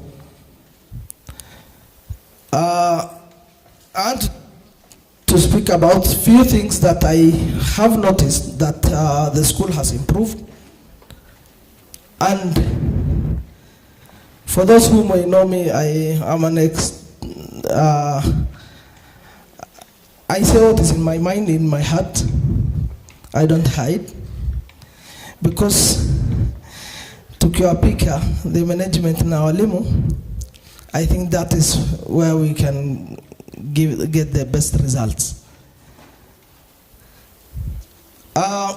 One thing before, I think 2 years ago, we never had parent meetings.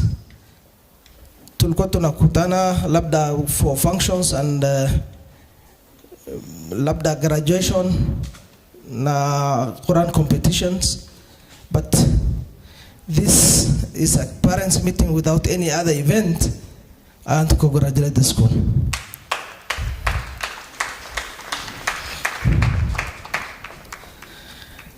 Second, zamani watoto walikuwa wanachelewa kuchukuliwa ama kudropiwa nyumbani because of maybe lack of school vehicles, but currently that one has improved. It has greatly improved. Zaman tulikuwa sometimes we even drop the kids ourselves, but now it has improved.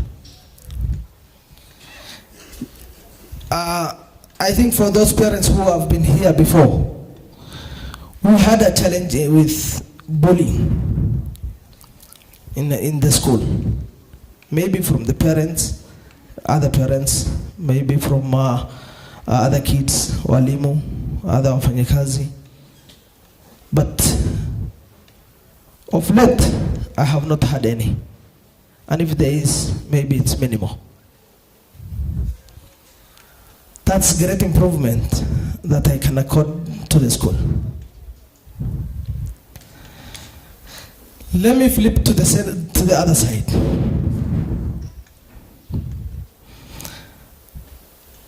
I am a parent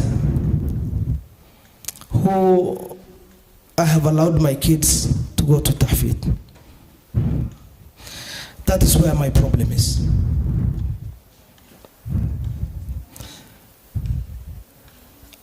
We started Tahfidh, I think, if I'm not wrong, back in 2022.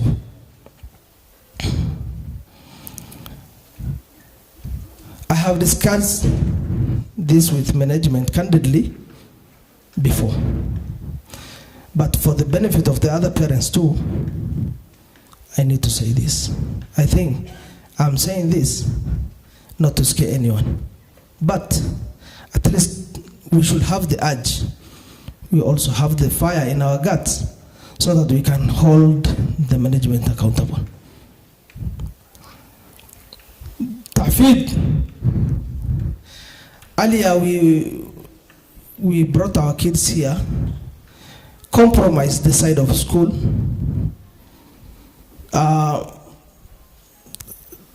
The kids so that they can learn Quran faster. But the result is not the one that I can say I'm proud of. Yes, they are still there. I'm one of the parents. I think among the last people who still have my kids there. There's a time, because of the population of the Tahfidh class, we were having even 2 to 3 teachers. But the number has deteriorated. The school needs to reflect themselves with the promise that we were given before. I think if I'm serious about education, I'm serious about education on that side. That one is non-negotiable for me. 2, on the issue of performance is still on the side of the school for the Tahfidh class. It happened that my kids for the last 1 year plus have not gone to school. Ma'asaf shadid, with a lot of sadness. I have been seeing my kids coming on Thursday and Friday full school, only to be told that those are 2 days that people play in school.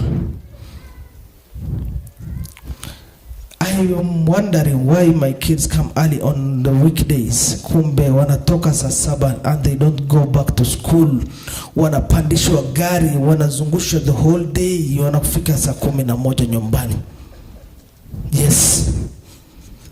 Minashangaa watoto kwa nini, how clever they are. Wamemaliza masomo haraka wanakuja nyumbani. I am looking into their results. I'm frowning on them and thinking that these guys are not as per my expectation. But learning that these guys have not been having class, even the teachers don't know them. I questioned one of the teachers over my phone whether he knows Zukhrufa Osman that is in his class. I think Zukhrufa is the unique name in this institution that no other Zukhrufa exists. Yes, if you fail to know Zukhrufa Osman, you don't know that kid. You don't know where she sits in your class. And then, can we talk about performance with you? I think no.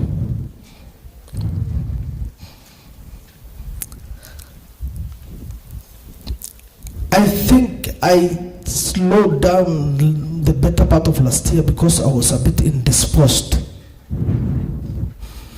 But this year I'll be so much involved. I'll be coming around every time, and every teacher should expect me in class anytime.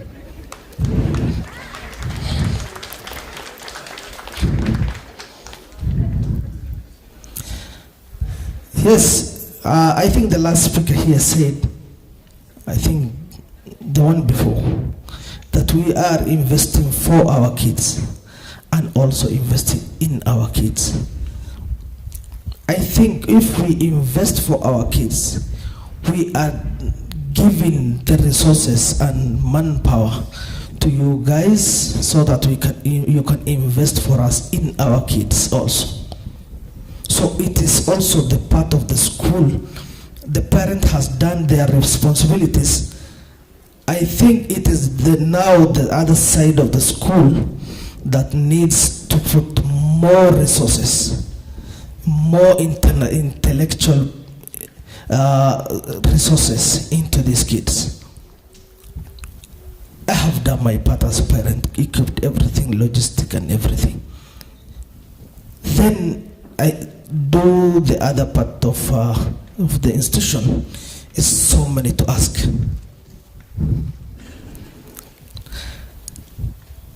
I want to look directly into the eyes of the directors. You have neglected the school. I think you are investing too much in other things, maybe. I need you guys to be present. This is your institution. This is our institution. You need to be present every time. There's a saying in Somali says, Mali haina baba mdogo, ni yako, ni yetu. Umeachia wengine, sisi baadaye we may seek other options, but mwenye ata lose mostly is you. So I want to tell you guys, at least to wake up. And I want to also talk to my fellow parents. Kindly wake up from your slumber.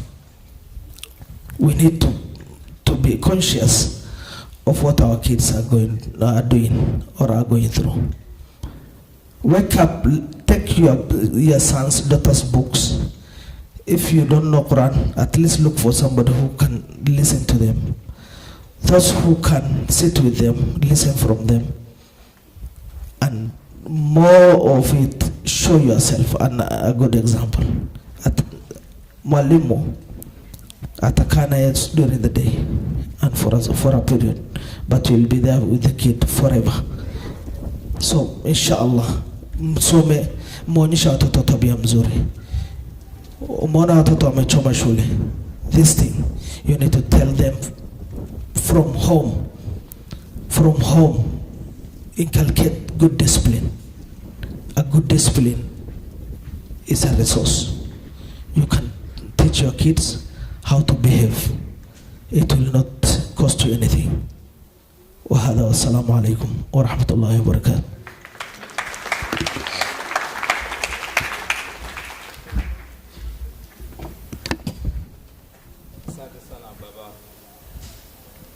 Zuhrufa kwa hao maneno mazuri, na kama vile tulivyosema, leo ni siku ya wazazi. Kuna wakati tutafika, ukumbi utafunguliwa. Kwa hivyo wale ambao watapata fursa ya kuzungumza hapo juu, mtayarishe maswali yenu na mtoe vitu vyote vilivyomo ndani, vizuri na vibaya. Tuko tayari kusikiliza. Baba Leisha, karibu na tupatie maneno yako. Utoe vyote, usiogope. Baba Zuhrufa ashatufungulia. Karibu Baba Leisha. Asante Teacher Hashim. Yes,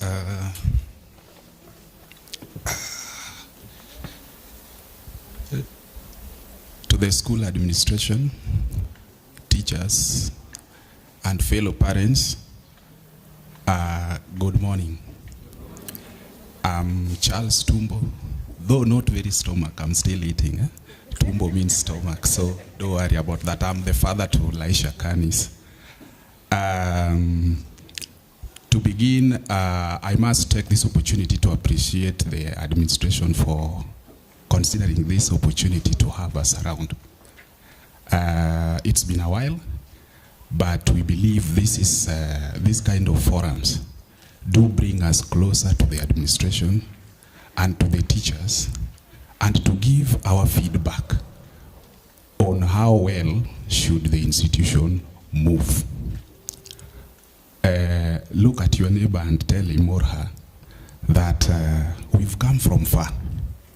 If I had teacher Fred when he was talking, when the school began, with a particular number of children, hardly 20, then currently we are 500 and something. Isn't that growth? And who doesn't like growth?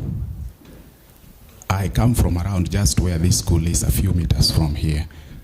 And when you see even constructions are going on, in the name it is school perhaps expanding itself, you feel good and you see the institution is growing. And you heard from the teacher again that when they started, like for us, some of us have been the guinea pigs of this CBE. We started with the 844, then we came to CBC, then now to CBE. We've really gone through a lot. The teachers were kind of trained in the same curriculum. Then they come again to retool the parents to also know what the CBC and now currently CBE is all about. Having said that, the administration, may I take a sincere opportunity and express my utmost appreciation and gratitude to the teachers. When our children, the one who are currently in senior school, grade 10, sat for the grade 9 exams, the performance itself was talking. The only thing that disappointed us is the selection of the schools. The candidates then, most of them did not get their dream schools. Yes? But I remember the journey we walked with Teacher Fred and his team. When we used to go and knock those doors of those dream schools, one big thing I can give you back as a feedback is that the results for those children were speaking for themselves. And we could talk other issues, but not the results. We cannot. That one is directly to the teachers and the administration. So for the parents, the CBE curriculum is likened to a triangle. It's like a triangle. At the apex is the learner. The other corner of it is the parent. And the teacher is a facilitator. So when we work and hold each other together, good things will always happen. But all that you are working together, even in those books, with your children. I'm telling you, I've been going through that syllabus, the current grade 10. It is heavy. You go to mathematics, you were in school a few years ago, but you must know how to do the quadratic expressions. Yeah? Even the grade 4, Teacher Makori is there, Teacher Joshua is there. The degree of comparisons, you must know, you must get to know the comparatives, the superlatives when you're doing English. Teacher Bakari is there. You have to know the still life drawing and all that. The historic sites if you are doing social studies. So you must be with the children. Me, I wasn't good in Swahili right from primary to where I went to.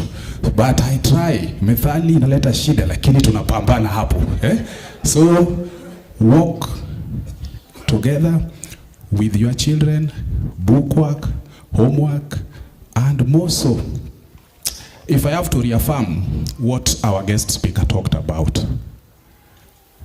these children in the wake of this unrest you see in these schools, basically, child development and experience has shown that you lay foundation for discipline and values between age 0 and 6. Age 6 to 12, you just nurture life skills and responsible behavior. Then 12 to 18 plus, they are basically displaying what was imparted on them in those early years. But we are saying all is not lost. They are currently in grade 10, senior school, going on, and things are not happening the way we expect. But when they come, please continue talking to them. The ones who are still here, age 0 to 6. So what I'm questioning is age 0, whether when you are quarreling, when you are still holding that child could have an impact after delivery. We don't know, but age 0 to 6, please. Discipline and values. But discipline does not also mean beating. Yes? You do positive parenting. And positive parenting emphasizes on alternative methods to corporal punishment. When you are rectifying, you rectify with love. Right? Remember, there are laws also that govern that even when children come to the school. That corporal punishment is a no-go zone.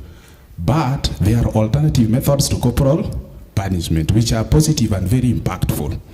So we explore those areas, and the teachers, I beseech you, please listen with the third ear, see with the third eye. There are children who are kind of quiet, all of a sudden they become very chaotic. There are children who are chaotic, all of a sudden they become so calm. They don't talk. Explore further. Engage the parent or the guardian closely. Call me, call that parent. Yes? So that we address these things before they escalate to the levels that we see in our senior schools or wherever. Because we say education without character is nothing.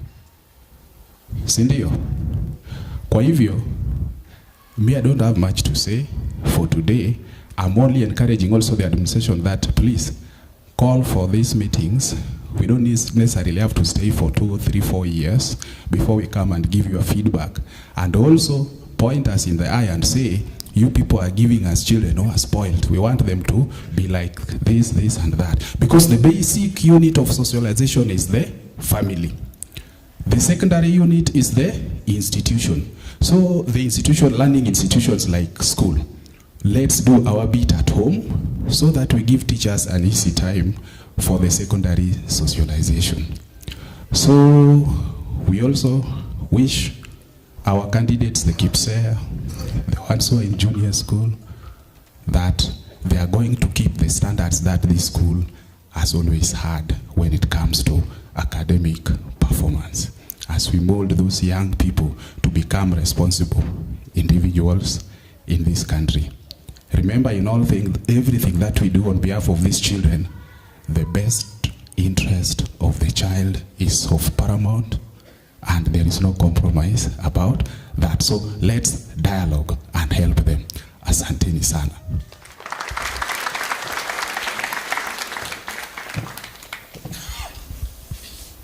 Asante Baba Lesha. Baba Zuela natumai kufika. Kwa hivyo tutaendelea na ratiba yetu. Na jambo linalofuatia ni kufungua ukumbi. So it's an open discussion. Tuna expect questions from the parents. Tumesema leo ni siku yenu. Kwa hivyo tunahitaji maswali kutoka kwa wazazi. Pande zote mbili. Kwa wazazi wa kiume na wazazi wa kike. Sasa hii ndo wakati wenu. Ukumbi umefunguliwa. Kama kuna mmoja anataka kuongezea jambo, pia unaruhusiwa. Tafadhali. Wazazi tuchangamke. Tunahitaji maswali. Nafikiri walimu wakuu wako tayari kujibu maswali yenu. Ambaye yuko tayari kuuliza swali, kipaza sauti ndio hiki hapa. Upande wa kina mama.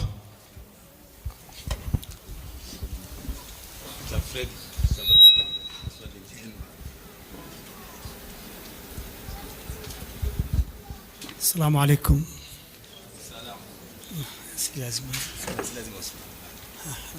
Assalamu alaikum. Nashukuru Mungu. Naitwa Muhammad. The only question I want to ask is, we wanted the institution, if a child started here, PP in grade 1, started play group.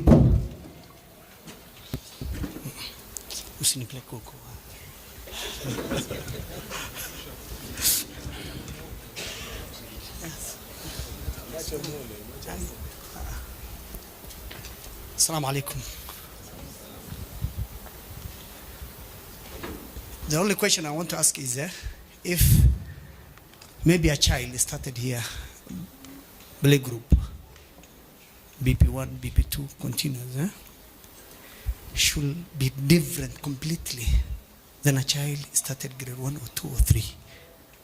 Because that child, he has passed the system of the school. The system of the school. He has not passed any other institution. So once we see a child who's grade 2, 3, 4, has a problem, then we blame the school. We blame the school.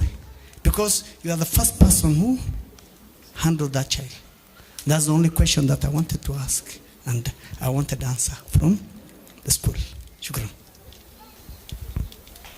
With the hoodie, it becomes an issue because anajificha in class. So because of that, now I have been forced to buy him a maroon Marvin to wear in class. So it's really a concern for me, kindly. Kindly. The bullying even happens in the school bus. It's not just in the school compound, even in the bus.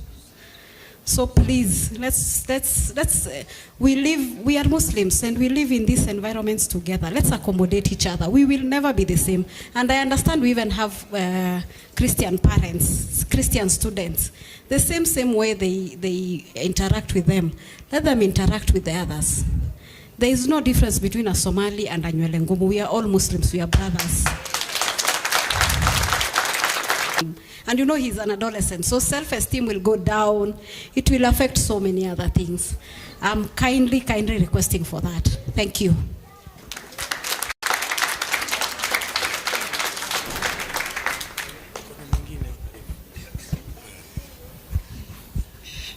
Assalamu alaikum wa rahmatullahi wa barakatuh. Nitaongea Kiswahili. Kwa majina naitwa Tatu, a parent of Haziza. I have a question on the book fund. Tumelipa book fund, na some of the textbooks are not issued to the children. Tunataka kujua shida iko wapi. And my other concern ni kuhusu the co-curriculum activities. They are not consistent. Like the journalism. Inaanza mara haiko, mara iko, mara haiko. Mtoto ako confused ajui afanye nini. My child actually ako interested na hiyo journalism. But haiko, ama yani ikikuwa haiendelei vizuri.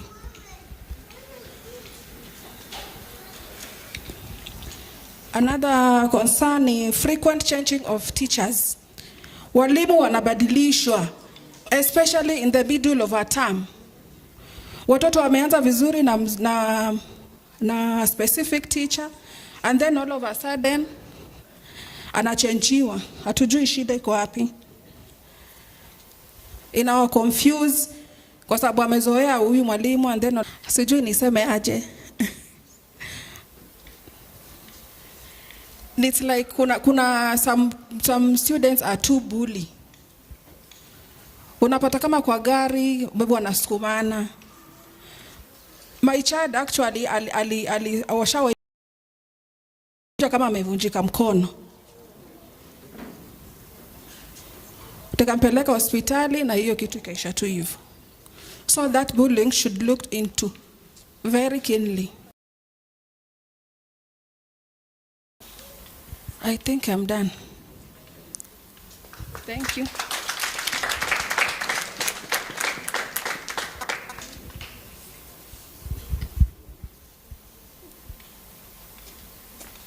Swali endelee.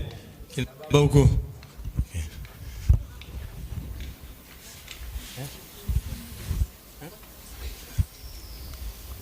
So to balance. To balance the equation. Assalamu alaikum warahmatullahi wabarakatuh. Kwanza tunashukuru school administration for this wonderful event. It's an opportunity for us. Myself, I think the last time I was here is about 2 years ago. First of all, also I want to welcome Teacher Bashir. I think it's the first time I'm seeing him. I hope he'll take from where Teacher Fred has left. Teacher Fred has really done an amazing job. He has really worked with us. He has molded our children. I hope he will pick up from where he left. I have some few things to comment on. One is the targeting program that Teacher Bashir has talked about, which is really a good thing. I believe as human, of course, we don't expect children, of course, our kids to be good in every subject. Of course, there are those subjects that they will have issues with, that they need some bit of course, mentoring, targeting, all that. So personally, of course, with my kids, I've seen, I don't know if they had followed me, some of them are not very good in Swahili. As of, I think, yesterday, it was yesterday night, one of my grade 4 child had an issue even reading the shairi. Though of course, shairi huwa inakaa kidogo ngumu, but also reading itself, at a grade 4, I was expecting that child to read very well. Understanding might be an issue. How that shairi, of course, personally, you know, it's also ujanani, sujui uzeeni. Personally, I had to think what ujani means. But later on, I understood it is very nimeelewa. Lakini for a child, I was not expecting him to understand, but at least reading, you must have at least read well. So some bit of now mentoring and seeing if a child is not good in a certain subject, at least the teacher must know. Even as much as also the parent has to know also, so that we can be able to follow up with. But of course, I commend that program in terms of targeting and mentoring and all that. So at least the child can be able to pick up and continue improving. The aspect of guidance and counseling is really very important. Of course, you can see as parents, we see what's going on. This year, I think now we have seen, of course, what happened in Tumishi girls. Last year, I think, was the worst. I think was it 2025 or 2024 when we had a number of schools that have been touched, and you know, of course, a lot of banning and been done. Of course, kids look at each other, and social media is everywhere. We give our kids to most of them wakikuja nyumbani tunapatia simu, and they see these things, and some of them might end up, you know, looking into this, and they think it's a good thing to do. So we need to have those guiding and counseling club or guiding and counseling department to really improve more, and of course talk to these kids in as much as also we do. The other thing is about curricular activities. I think Teacher Fred said, let's leave to the kids that they choose which curricular activities that they want. But of course, as parents also, we want to see some aspects of those curricular activities that we want them to do. There's aspect of confidence issues and fear that they have. So if you don't push them, they might end up just going for, you know, skating and all those things that might not really of much. Of course, really, of course, it's important, but I don't think that, of course, you're going to, improve them. So I think some aspect of journalism, debating, let some of these co-characters be must, so that at least to inculcate the aspect of confidence, they can be able to give them, you know, a lot of course, confidence, and remove those fear and all that they can be able to. The last thing, I think we have improved more on transportation. I think that the other parent has talked about. But there are some few things that I want to talk about that. One of my actually kid was talking about that bus inakuwa imejaa, na sometimes he or she is forced to put a young child on her lap. That will tell you, of course, the bus has really full. And kids now, of course, have other kids, however small they are, of course, on their laps. I think that's also not good. Let's also improve on that aspect. But also here, also on the same transportation issue, where a bus takes the child from home, drops somewhere midway, another bus takes. So by the time the second bus picks the child and brings to school, first lesson shaenda. So I think that's an issue also that we want also you to look into. Transportation also is expensive. I know last time I think we promised at least a few buses. I think there are 2 buses that are brought.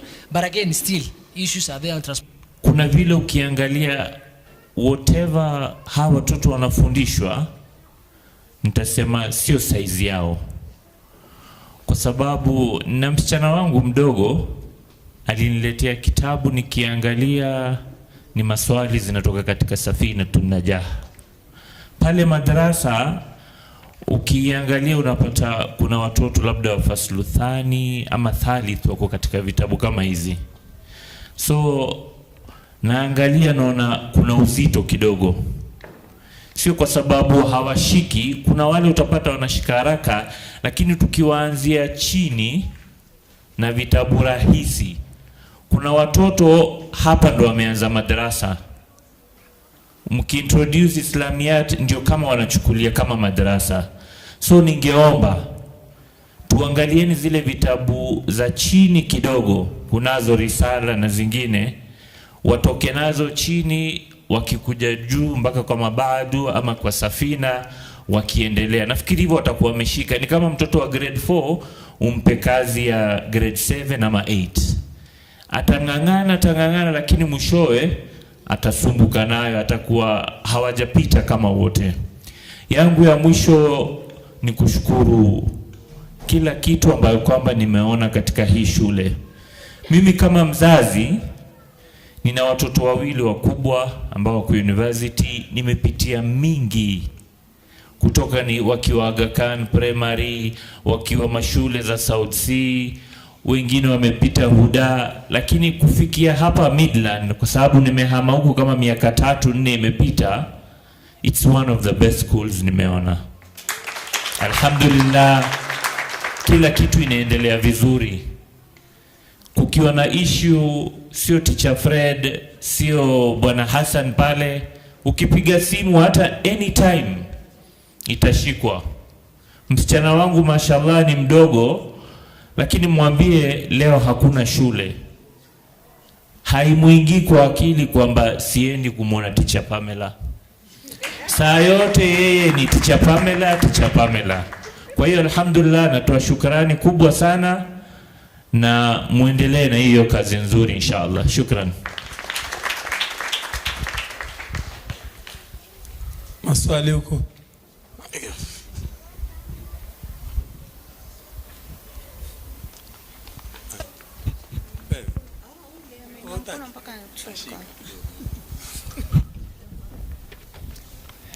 Assalamu alaikum warahmatullahi wabarakatuh. Kwa majina naitwa Fatma Abdullahi. Niko na mtoto wangu mdogo hapa hivi, and alhamdulillah about the school, and the going is good so far, and I'd like to commend the school about that. And I'm sorry about the parent whose child had to go through the issue of bullying. That is very wrong, and I hope the teachers keep working on that, inshallah. One thing I've realized about, I have other kids which are in other schools, but one thing I've realized about the kids, my kids especially, is that the kid would be born and grow up and get to the stage of school, and normally they are very confident. Personally, my kids, they are very confident, but then when they come to school, inakuwa sasa confidence inaanza kupungua, mtoto analia tu ovyo ovyo. I don't know if it's just me, but I realized that. And I'm guessing maybe what's contributing to that is the fact that maybe they're going through bullying, which happens sometimes even with my kids. And the other thing could be the teachers. I would like to suggest the teachers to take care of the children's emotional well-being. And, Sometimes maybe a teacher could be dealing, but I would really suggest that the teachers take care of the kids' emotions and just make sure they're okay, because we won't appreciate it if it could be. And the other issue is, I've realized, the toilets. The toilets should, and sometimes you'd find a kid struggling with infection and such, and I hope that can be taken care of, inshallah. Shukran.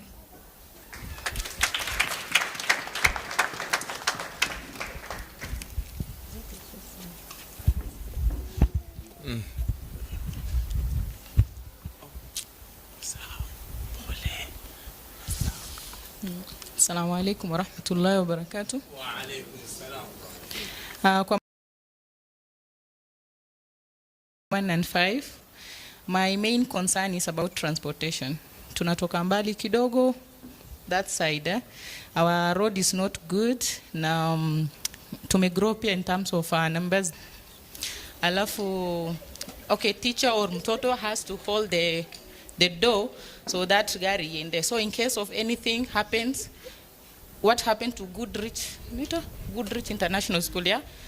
That can happen, God forbid. Eh? So I think let's consider into that, inshallah. Thank you.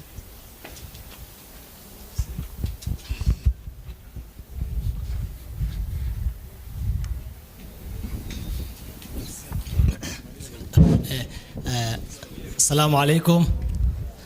My name is Abdul Hassan. I'm a parent to 3 of my children in this school, grade 5, 3, and 1. Mine is not a question per se. Mine, first of all, is to appreciate the school. I think, especially for my firstborn son, this is the 4th school. And the transfer was initiated by the movement. You see, in Nairobi, we started in Langata, Isli, then further. So, but of all the schools, I think and I believe this is the best school of all the 4 schools they've ever had. And I know as parents, we want perfection. And generally, getting perfection in every aspect sometimes is a bit difficult. I know I was introduced to the school, I think, by my friends. I think there's Sheikh there, there's Abdulhamid here. I think my children went to the same school with my brother Abdulhamid in one of the schools. But if you look at this school, I know people are raising a lot of questions, and we want it, let's say, if it is to be addressed by the management, we appreciate that. But there's a lot also which looks into us, like the issue of bullying. Bullying normally starts from home, and I know how our people behave. You see, the way you are raised, the way you behave at home, and the way children are treated at home, and they were introduced to, let's say, the people from different background, that is the same way they perceive or they take. Okay? For example, at home, I'm sure everybody, they have house helps, they have all kind of workers in the house. If even in the house you show your children that this is different from us, then I'm sure even at school, the same will happen. I happen to be in a committee in a madrasa somewhere, and of course every time we go, there's a lot of complaint from every angle. But after we went through it, most of the issues generally are us. I'm someone who's a bit radical in the sense that, because I don't just look at the other person, we have to look at ourselves first. For me, I have no complaint against school. I don't know, maybe Mungu amenisaidia. Transport, for me, it's always on time. Okay, I've never had any issue of bullying. I've never had any issue of anything extracurricular. All of them, they are doing well, maybe because of my expectation. Because if your expectation is too much, because even you as a parent, you can't give your children to his expectation or to her expectation, because of different issues. So as ourselves also, we need to be serious with ourselves first, and we need to teach our children to respect others, because the issue of bullying I had is a very serious issue. That's a very serious issue which also school need to look into. And most of the time, even from my interactions with other schools and madrasa, the people who entertain this are ourselves. Because now the teacher wants to punish, or he wants to, let's say, to call the parents for that student to answer or to apologize, and then we become defensive. So I think if your son or your daughter is picked for such an issue, please, you have to look into yourself first of all before you come to the parents, because I'm sure the teachers will raise, and it must have been raised. So mine is that, again, don't look into a lot of perfections into all aspects, because the moment you want to perfect everything, utaharibu vitu mingi zaidi. Some things you have to balance, because if you want everything, ati mtoto wako akuwe number 1 in everything, akuwe gari lazima ichukue 7 sharp, drop lazima 4. You see everything the way it, because only God can be perfect. Some things, of course, unless it goes beyond the normal expectation of human being, then that one we can talk as a human being. But let's also come back to ourselves, and also let's be considerate also to the teachers, because most of the time we tend to look outside and we look into ourselves, and we should be looking into ourselves more than we should look at the other side. I think that's all I wanted to say. Thank you, and I appreciate the management of the school for the good work they are doing, especially in the aspect of teachers, infrastructure, and because in some schools there are serious issues apart from these small issues we are raising. These ones are small, which can be handled by parents and teachers. And another issue I wanted to raise also, that for this one it is all parents. Maybe in future you need to, let's say, if there's a meeting, you need to have, let's say, different weekends for different parents for different classes, because issues for PP1 is to parents is different from issue for parents for grade 7, is different from issue for grade 3, because the children are of different, because let's say the issue for grade 9, 10, they are maybe different. I don't want to go into details. They are different, because if you call them, then you will be able to solve before things get out of hand. So that is one thing maybe I would recommend to the school, and thank you. Assalamu alaikum wa rahmatullahi wa barakatuh.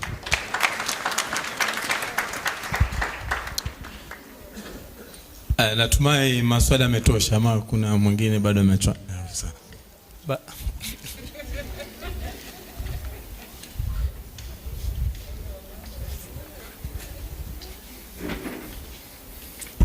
Habari zenu. Mimi naitwa Mama Naila, na shida yangu moja ni transport. Naila is picked at 6 in the morning, and she gets home at 6 again in the evening. Inanivunja moyo nikisikia mtoto ananiuliza kama kuna maandamano ndio asiende shule. Kwa sababu hata akipewa homework, we try doing it in the evening, but she's getting nothing. She has forgotten everything. Hata akifika ananiambia I'm already tired.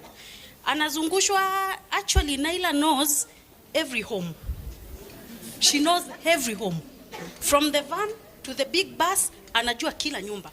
Atakwambia fulani anaishi Jambush, tukifika mahali fulani anaishi pale.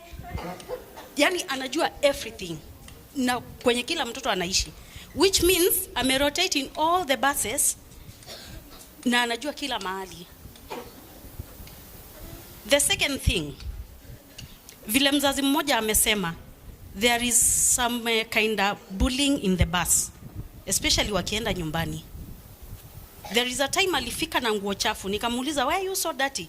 Kaniambia so and so pushed me off the seat, so akaanguka. Nikamuuliza mbona hujaambia mwalimu? The answer was, I tried telling, sijui aliniambia mwalimu mgani, but a male teacher in the bus, but instead of mwalimu kumsikiza, akamwambia keep quiet.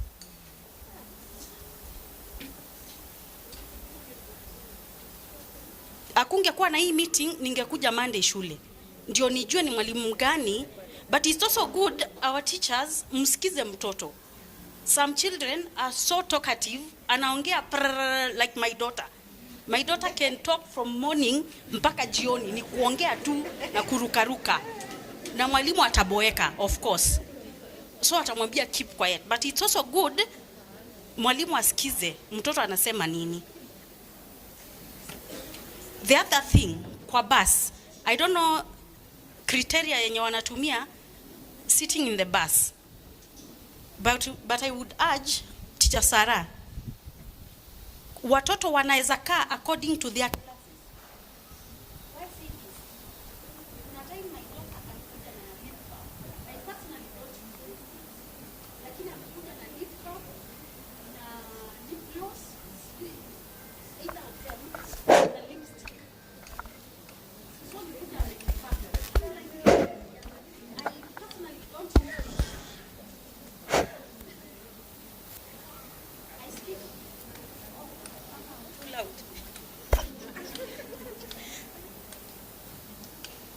maybe I'm too loud.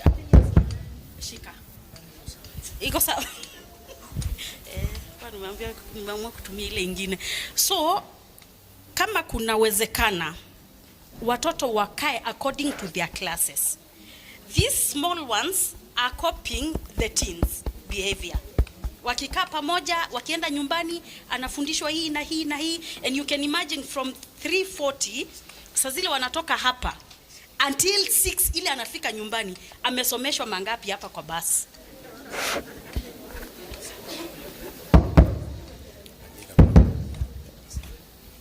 Oh. But I'm still loud. So mwalimu wa transport, please consider that. Let them sit according to their age. Ndio to avoid mambo ingine. I think niyo. Nimemaliza.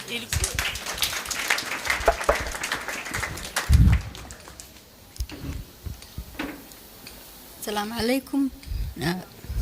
Morning. My name is Zainab. I have a boy in grade 8 and he's a new boy. He came this term. My boy actually came from Kinderworld International School in South Sea, and this is our first time in Midland School. The point I wanted to add on the school administration is I'm asking whether the school has a clinic in the school or they have a medical staff who takes care of the school children, wherever there's any problem, accident, sickness. The other thing, because my boy most of the time he complains of headache, and then he asks me, Mom, there's no doctor in that school where you can go and ask for even a Panadol so that he gets relief while he's in the class. The other thing is, in other schools we used to have a class representatives. In fact, one of parents is being appointed to become a class rep, so that all our concerns in that class goes through the class rep. He takes the questions, the problems to the school administration, so that we get the answers to all the problems we have and the questions. That's all.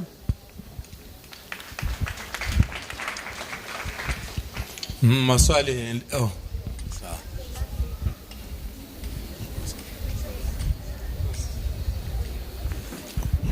Assalamu alaikum. My name is Abdul Hamid Daoud.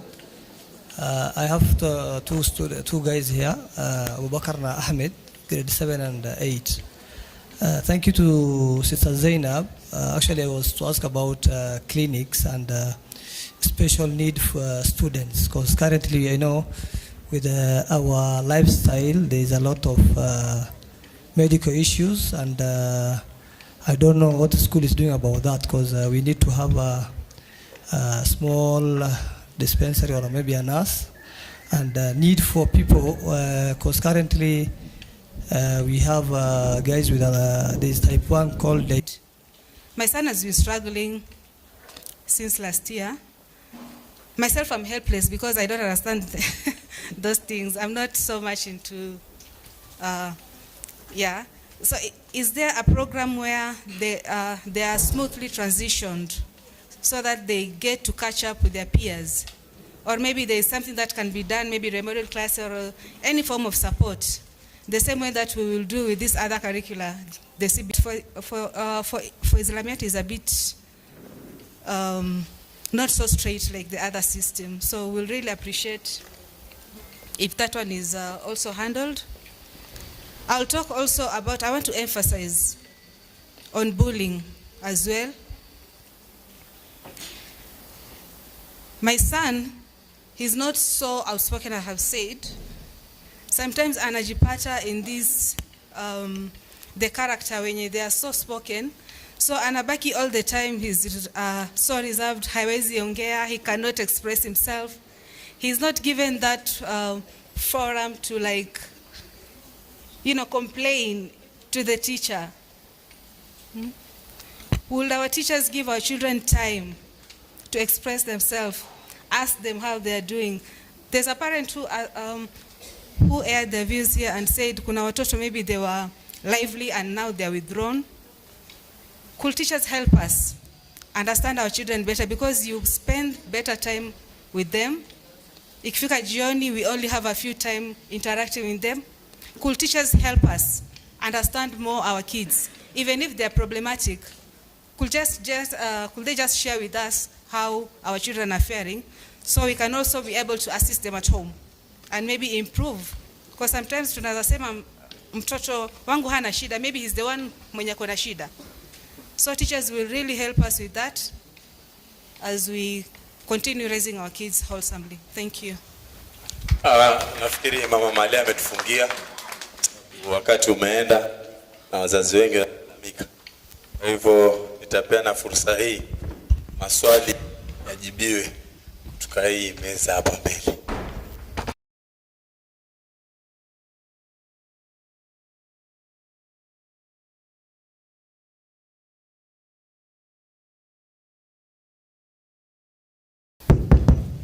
Thank you very much, our MC, Ustad Hashim, for the wonderful. You are calling yourself Mandevu.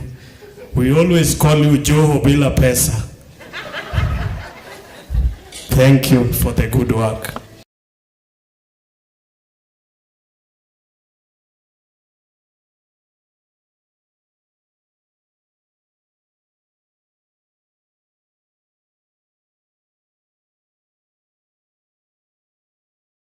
First question, the institution, mtoto anaweza kuwa ameanzia PP1 ama play group in Midland International School and maybe is not doing well. Now to answer that, I'll request as parents, just as I had said, let's have that engagement with the teachers so that we know where the kid cannot do well, so that a problem that has started in play group do not incur up to grade 5. But as per what I know, a pupil who has got an origin and foundation from Midland, they have been doing exceptionally well. And in case there is a pupil who is not doing well and started with us, I request that any parent reach by my office so that we see what we can do immediately. I believe that such cases, I have never come across them, but in case it is there, we will try our best so that we correct that mess. It should not take place, and that is why we are here. Concerning the debate, I agree with you. It was raised. Grade 6, I know we are not doing that debate, but there's class debate. You know, these learners, for us to build the confidence, we don't just bring the entire school debate at once. So we have started with the interaction through the English and the Kiswahili teachers so that they can develop that confidence through the lesson. And also as we bring the class debates, they interact so that we build that confidence for the public debate in the near future. But for now, I'd request that at that level, let's continue with the minor class debates. And then once we feel that the confidence has been built, we can now call even another school for the competition.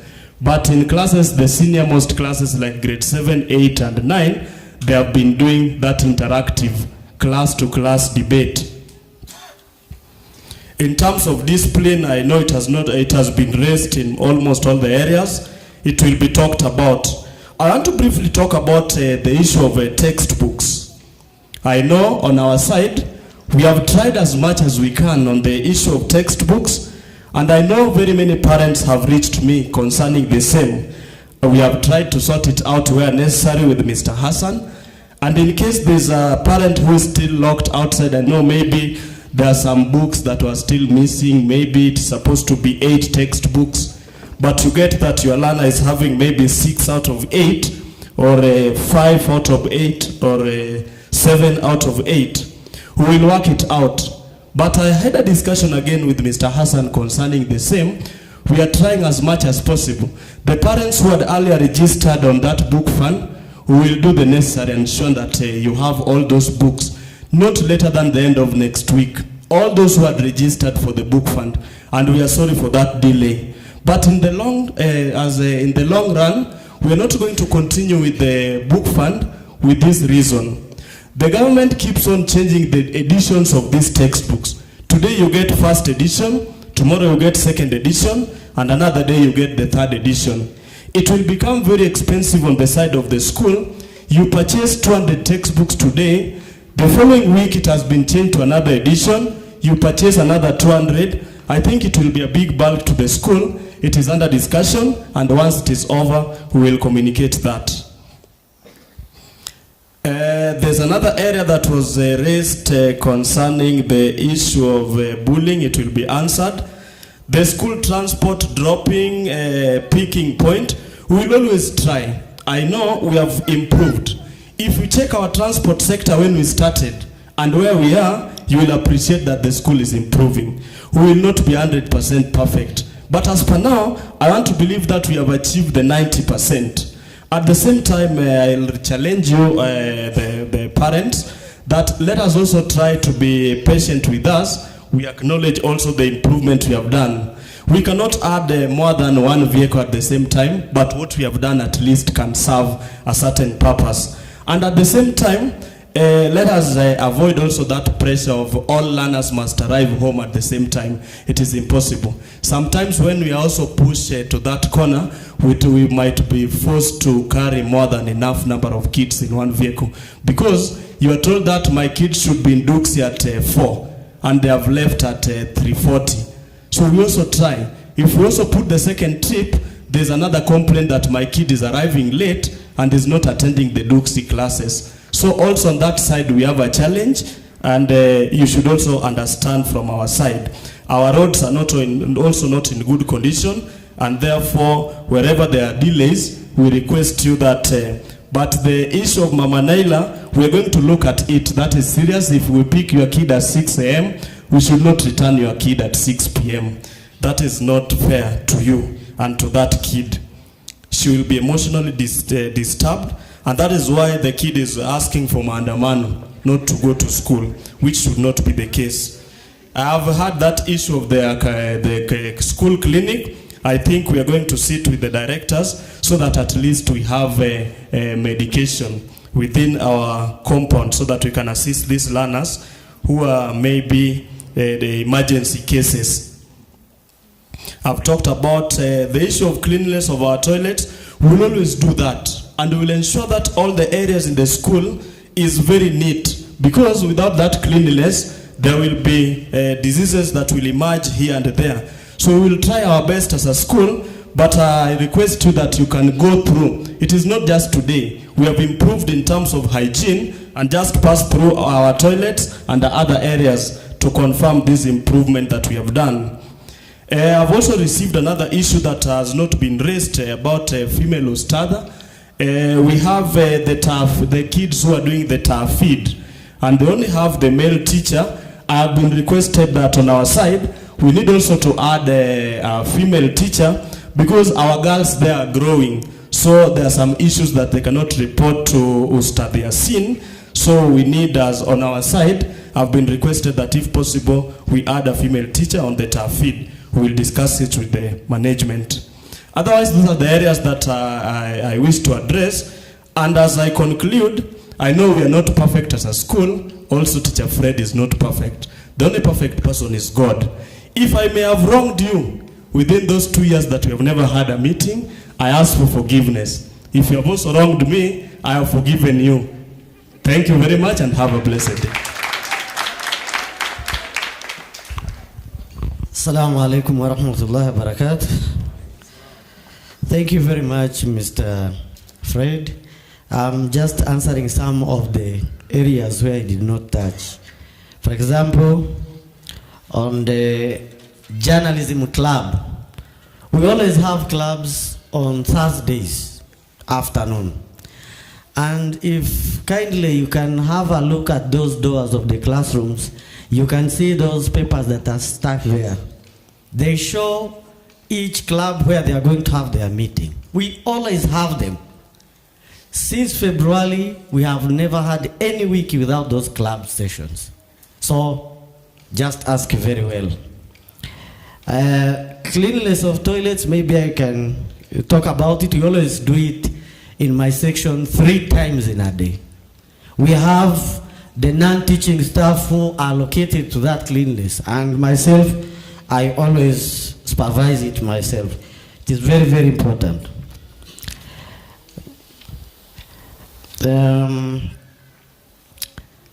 Different classes, different meetings, it is very good.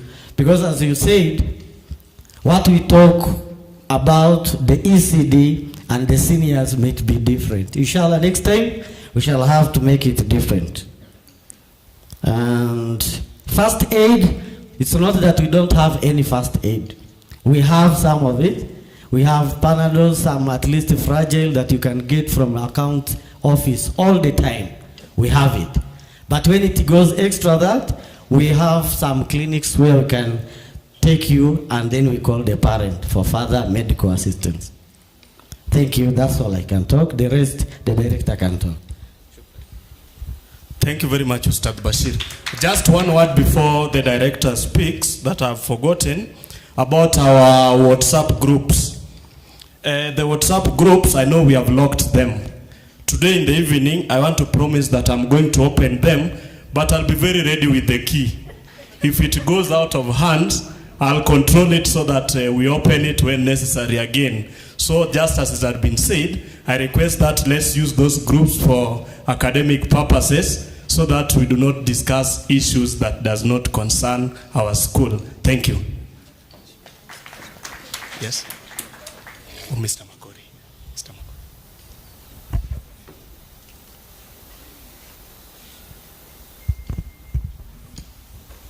Yes, parents, you have raised very important issues. The one for discipline, that's what I want to talk about. Now, when you look at discipline, it is a very broad, it is broad for us, from home to school. So all of us are responsible. So number one, taking responsibility. Now, Mama Jibril Yusuf raised a very crucial, a critical point when it comes to discipline, where a student gets bullied. When you look at the student who bullied this one, is ours, right? We as our parents. So it means that all of us have to take an initiative starting from home. It doesn't start from here in school, it starts from home. And we have to be blamed for that. When that one occurs, it means that there is an area where maybe you have seen the student or you have seen your child doing this and that, and you did not take an initiative. So let me start by saying this. When we are disciplining, number one, we understand the students. As all of you know, you have your kids at home. You know the kid who is disturbing, you know the one who sometimes even when you hear that has been punished, you ask yourself how and why. That is very important. So, as we discipline, we understand the students we have. There are students who require motivation. We also know kuna wale wengine wanataka tu kidogo ndio wakwe line. Si ni kweli? Kwani nimedanganya? Si mimi ni mzazi? Si hata nyinyi ni wazazi? Si mnajua kuna wale anapewa kidogo tu ni afanye. Lakini nayo ukiona it is coming repeatedly, na unastahili kujiuliza how you reach to us. There are some maybe instances you receive, umepata complaint from your kid, but it does not reach to us. For example, the one for Tibrid, it has not reached to my office as the deputy, and they say, hey, how? We don't condone that.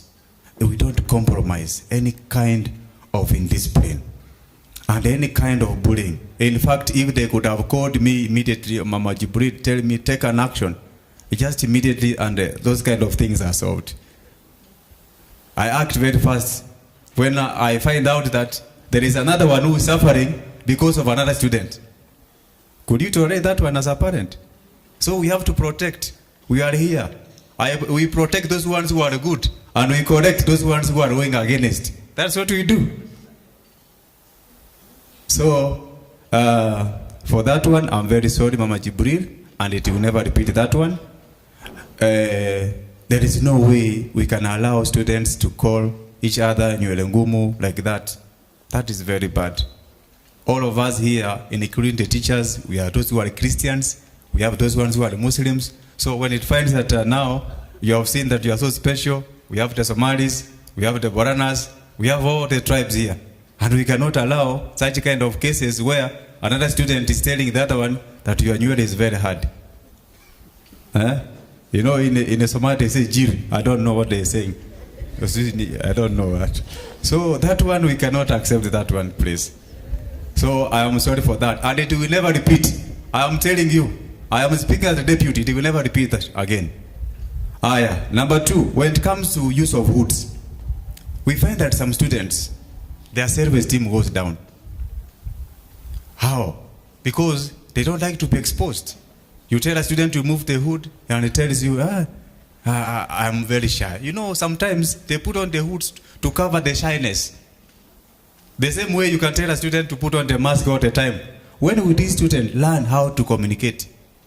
When do they know that they are supposed to be free?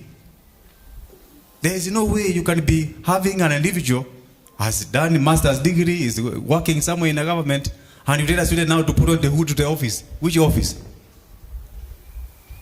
So discipline starts from even the way you dress. It's not just how maybe you behave, how you dress, how you talk. That is our discipline.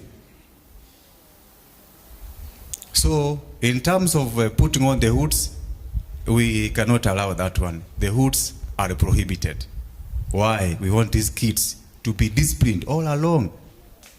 I don't know whether you have seen any teacher who is putting on a hood here. So we are here and we have to be acting as the role models. So parents, I only urge you that any case that you have seen in discipline case, kindly report to us so that we can act immediately.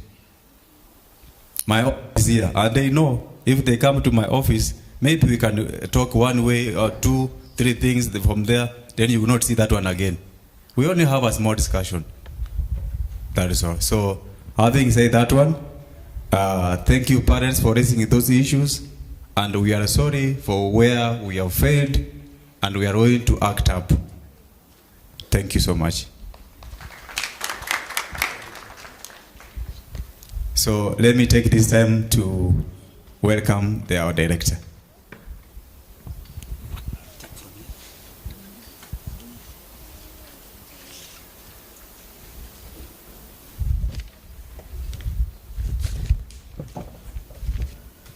Bismillah, assalamu alaikum again.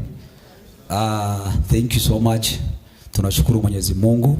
I'll be very brief as I respond to your concerns. I'll also give you our way forward. Thank you for turning up in large numbers. This shows the trust that you have with us. You have given us your kids. That's a big trust. So we are not taking that for granted. All your concerns, inshallah, as much as possible, whatever humanly possible, we shall go into address. To start with, is about the tahfid issue. The tahfid issue is true, we have failed. And once you start something and you say you have failed, you know, it's a big issue. But nevertheless, we had a discussion with the concerned parent this time. We had issues with our ulamas who are doing that. There was frequent changes on that. But hopefully for now we have 14 kids. And Brother Usman, I know at at a different level. We have engaged each other. We'll see how we can do better. You will do better on your left, and you might not do on your right.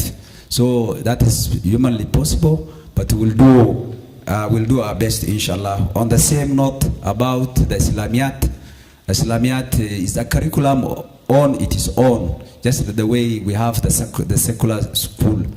We are trying, we have started up to grade 5. Inshallah, we will look for the syllabus or the design.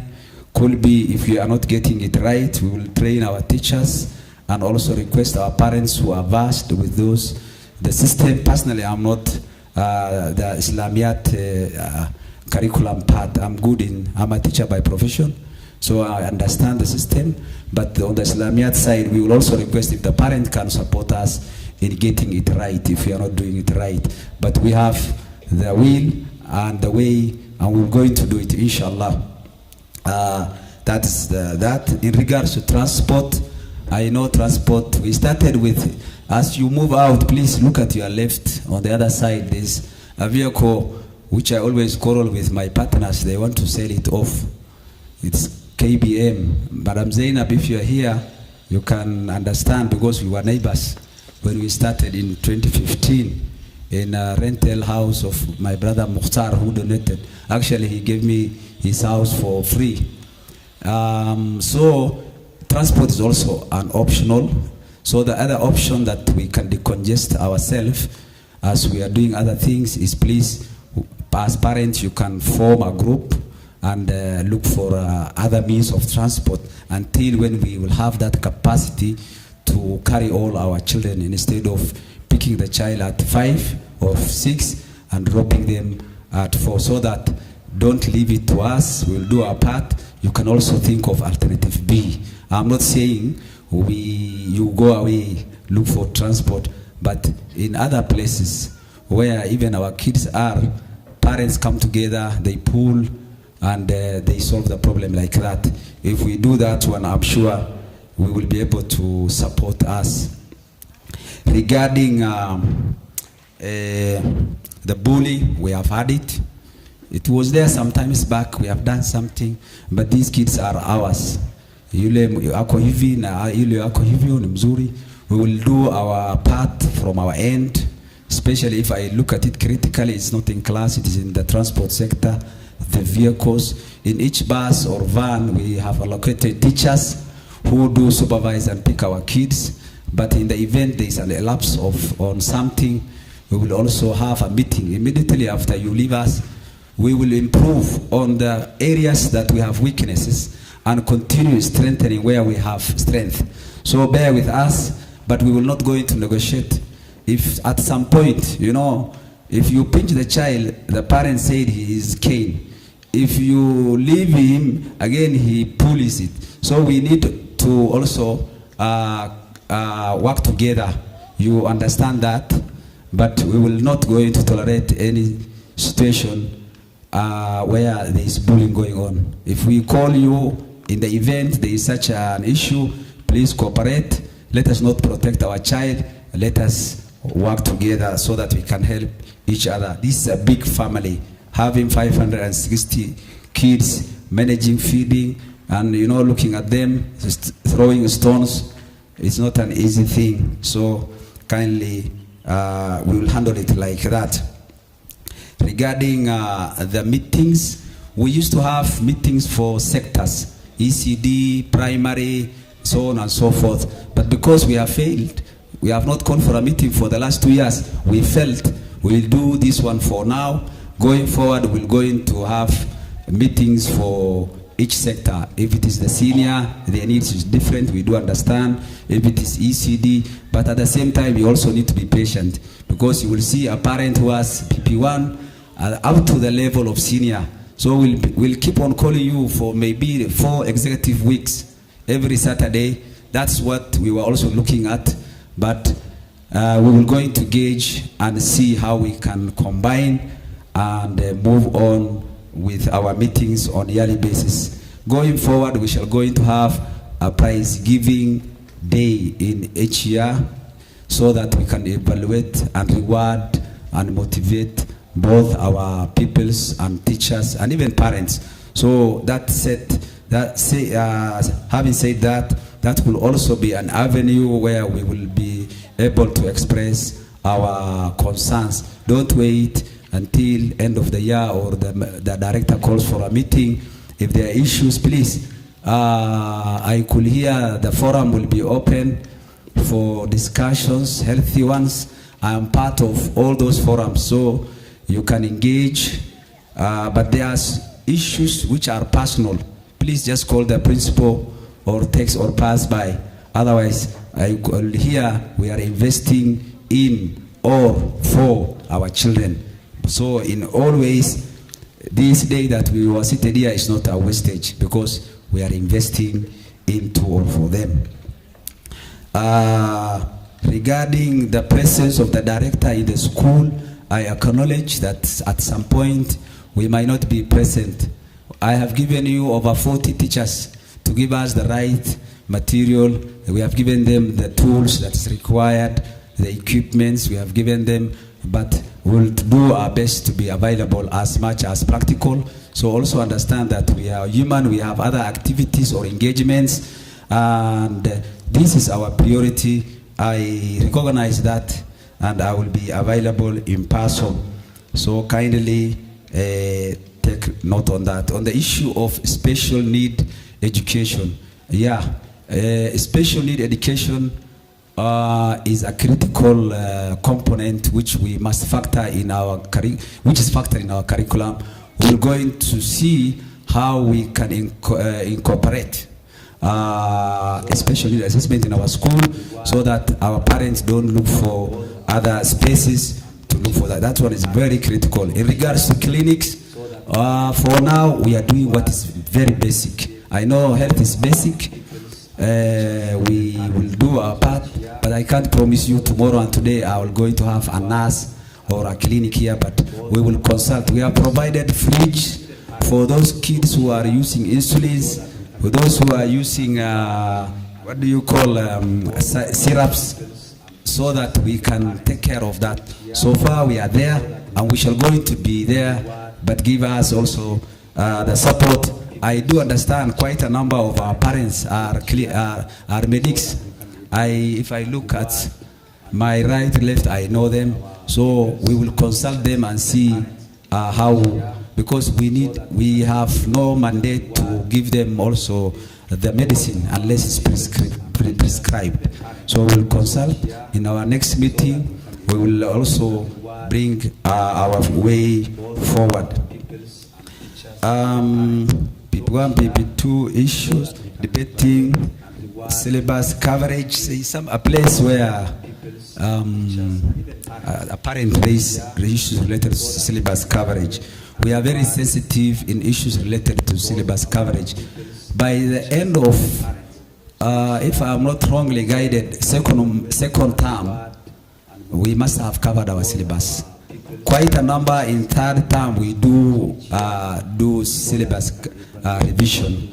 What do I mean by that? We are not rushing, but we have expanded our timetable.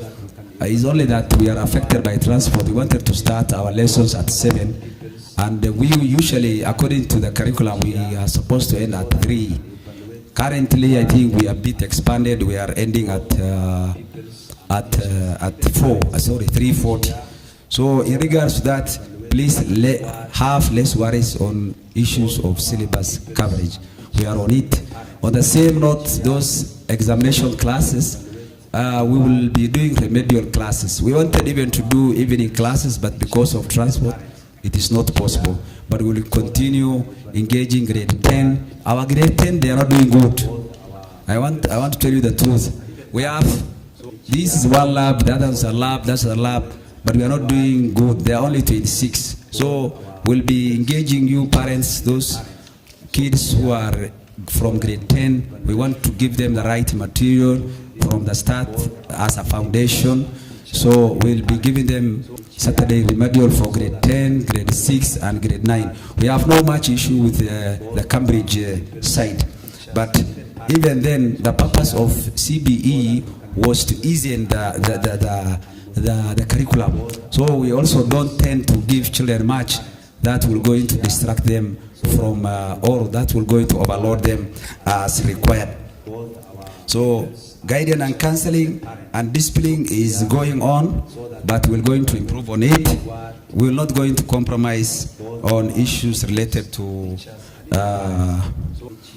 discipline. So that we can evaluate and reward and motivate both our pupils and teachers and even parents.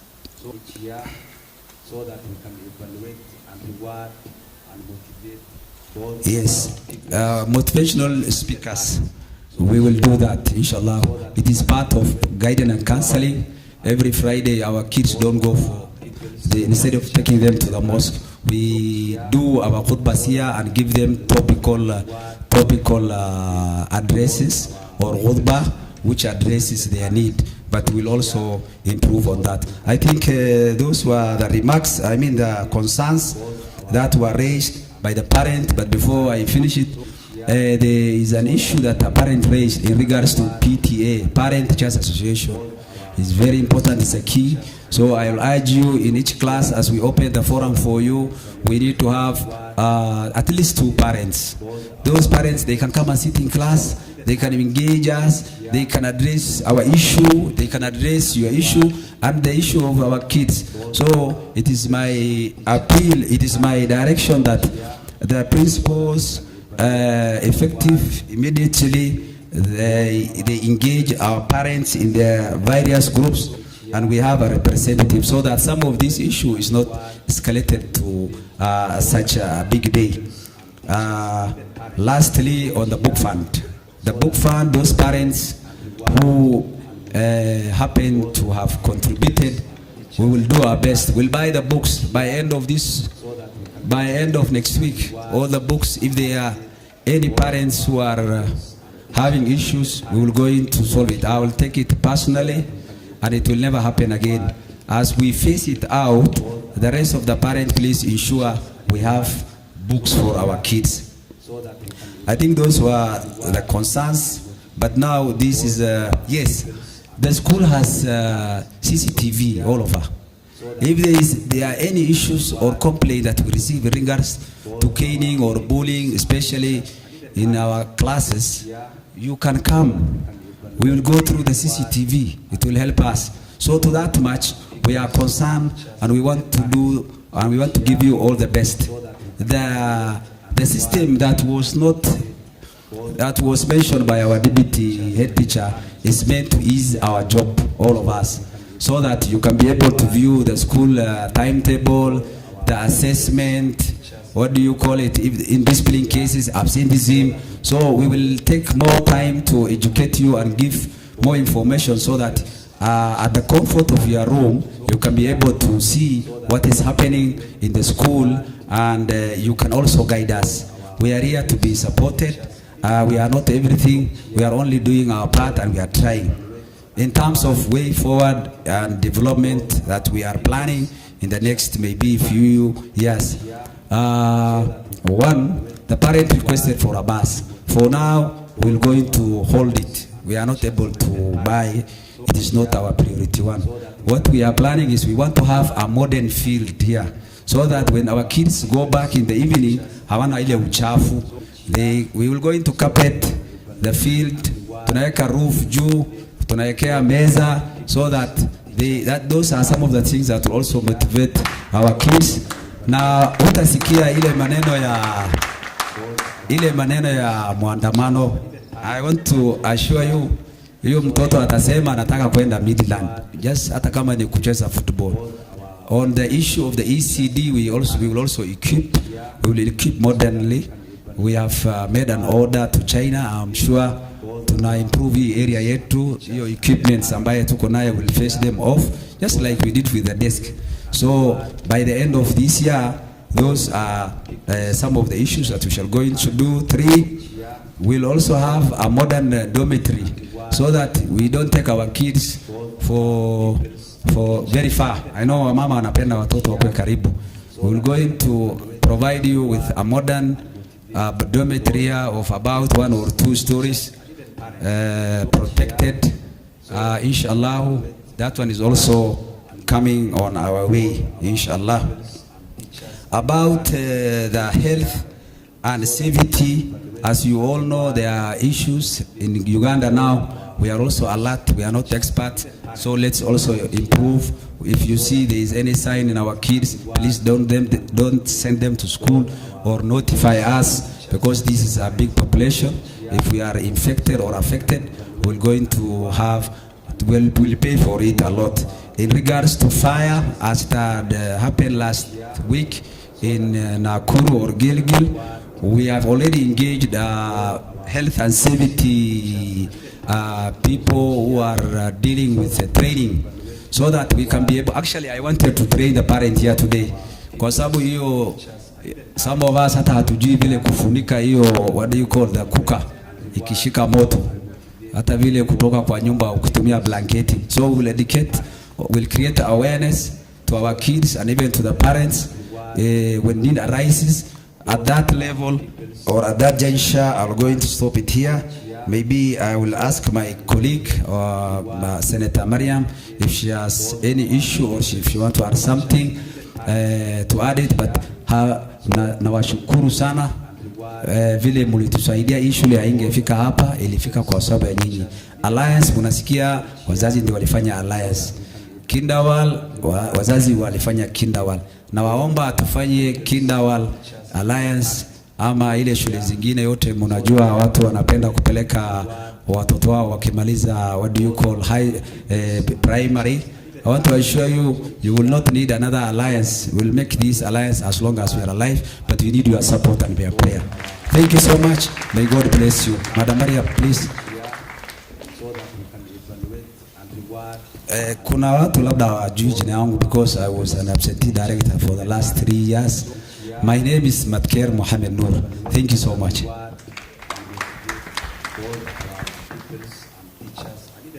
Waalaikum warahmatullahi wabarakatuh. Kwanza kabisa tunamshukuru Mwenyezi Mungu. Ya pili, wazazi mkiwa hapa wote. Every issues which parent has raised, it has been answered. So yangu ni kama sijaongea nikaacha hivyo, si itakuwa tu hivyo. It's better I talk. That's why I requested director to give me. Everything has been answered, but shule ni yetu. Mimi ni mzazi. About tahfidh, baba Zughrif, tuko pamoja. I have the same issue. Ile umeraise hapo, Khadija yangu ako nayo. Lakini I raised with the administration and pamoja na mimi, and we sit down. We decided to put tuition after students, after tahfidh wakimaliza, wanaingia tuition 1 hour. Thursday and Friday, they have their own sessions. So at least give us time, and we will going to improve. Because I'm wearing the same shoes with you. For Islamiyat, I don't know, I forgot your name, Sheikh, because I realize you are professional in that Islamiyat issues. We will contact you what kind of books to be ordered, because those are the books which we normally buy from Mombasa, Islamiyat sections. And in fact, the Ustad has raised the same issues, but we talk in the office more on that, how to solve the issue of Islamiyat. On the issue of discipline, mtoto si ni wetu. Na the first teacher ni wa mama, ni mimi na nyinyi. Kama story ya bullying, story ya whatever, all start from home. Acha nikuambie kweli, haijatokeza kwa shule peke yake. Because the way they are behaving at home is that they relocate to the school. So mama na wababa, watoto without both of the parents, we cannot manage as a mother. So let's have a supportive parent. The teachers are there, we are there. But what's lacking here is communication breakdown. Ukiona bullying kwa buses, immediately but there is an issue of attendance. Before I proceed to attendance, even this system, school fees. School fees ukilipa, immediately the system dictates na wewe mwenyewe utapata the receipts instead of the office writing for you the receipts. Utapata immediately the receipt from Midland, the amount you have paid to the number, the students, the name of the students, the amount inaonyesha. By the end of this is June. By the end of June mutapata hiyo. Hiyo ni promise itakuwa. For the attendance, I am always so keen on attendance on the system, because in attendance inaonyesha that the teacher came in at this time and ametoka at this time. The students, this class grade 4, these numbers, and the absent is these numbers. Immediately the reason must be written in the system. So when we are pushing the admin, Wakina Hassan and the principals, what are the reasons? Atujui, call the parents. We have to follow our kids. If they call, achukui simu, no response. So it's good, communication is two-way, so that tujue watoto wako wapi. Sometimes they left and they are not here. They are not in your house. Where are they? So it's good to communicate, to know where our kids is. For those ones who are present today, we appreciate you. We appreciate you very much, because I can see the gathering is, the number is at least, this is the honor of the Midland. You value it, that's why you are here. I appreciate you so much. And we have to continue for these engagements every year. See prize given, ama graduation peke yake. We have to engage you one-on-one, as we did today. Today is your day. You issue the raise, you raise some issues, and we have to do it and act on it impromptu, so that it will not replicate. To see if these issues has been raised, we have to do another one, because accountability must be done. To know if bullying imeisha, kama hatujafanya kikao kama hii, tunaweza pata resolution. So we have to do another one, so that by the end of this year, so that at least tujue what we are raising here, we have not left it here. We take it up and solve it. Thank you very much. God bless you all.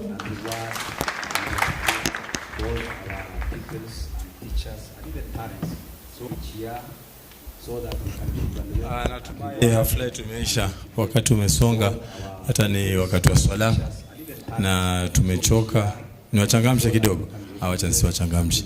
Hapo nje kuna kazi za wanafunzi. Tukiwa tunaenda nyumbani tupitie, tuangalie kazi za wanafunzi wetu zile wanazofanya darasani, na kuna pia next project. Kwa ajili hiyo sitachukua muda mwingi, tamkaribisha mama tufungue kwa maombi. Karibu mami. So that we can evaluate and reward and motivate both our pupils and teachers and even parents. So each year, so that we can evaluate and reward and motivate both our pupils. Good afternoon. Assalamu alaikum. I pray, I want to say thank you to Midland teachers and the staff for the good work you have done. All of you know my son Mano. Thank you very much. Mano has really grown. He has really improved. Teacher Sarah, thank you very much. for being a mother to Mano. Thank you. Let's pray. Heavenly Father, thank you for today. Thank you for the gift of life. Thank you for the parents, Father. I pray that you will continue blessing them, Father Lord. You will continue opening their doors, Father Lord. I pray for their good health. I put our children into our able hands, Father Lord. May you give them wisdom. May you protect them, Father Lord. Bless us all, Father Lord, even as you close the meeting, Father Lord. Thank you for today. For it is in Jesus' name I do believe and pray. Amen.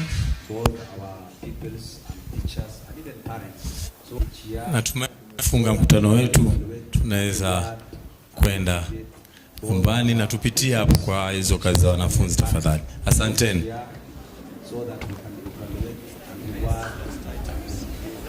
Kuna na lost items huko, nguo, uniform, sare za shule.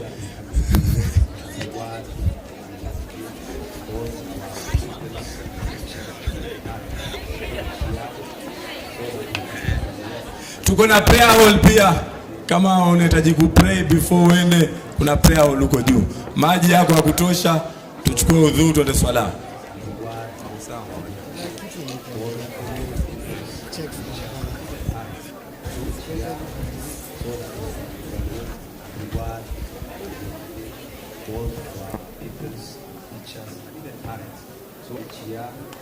So that we can evaluate and reward and motivate both our people's teachers and the parents. So each year, so that we can evaluate and reward and motivate both our people's teachers and the parents. So each year, so that we can evaluate and reward and motivate both our people's teachers and the parents. So each year, so that we can evaluate and reward both our people's teachers and the parents. So each year, so that we can evaluate and reward and motivate both our people's teachers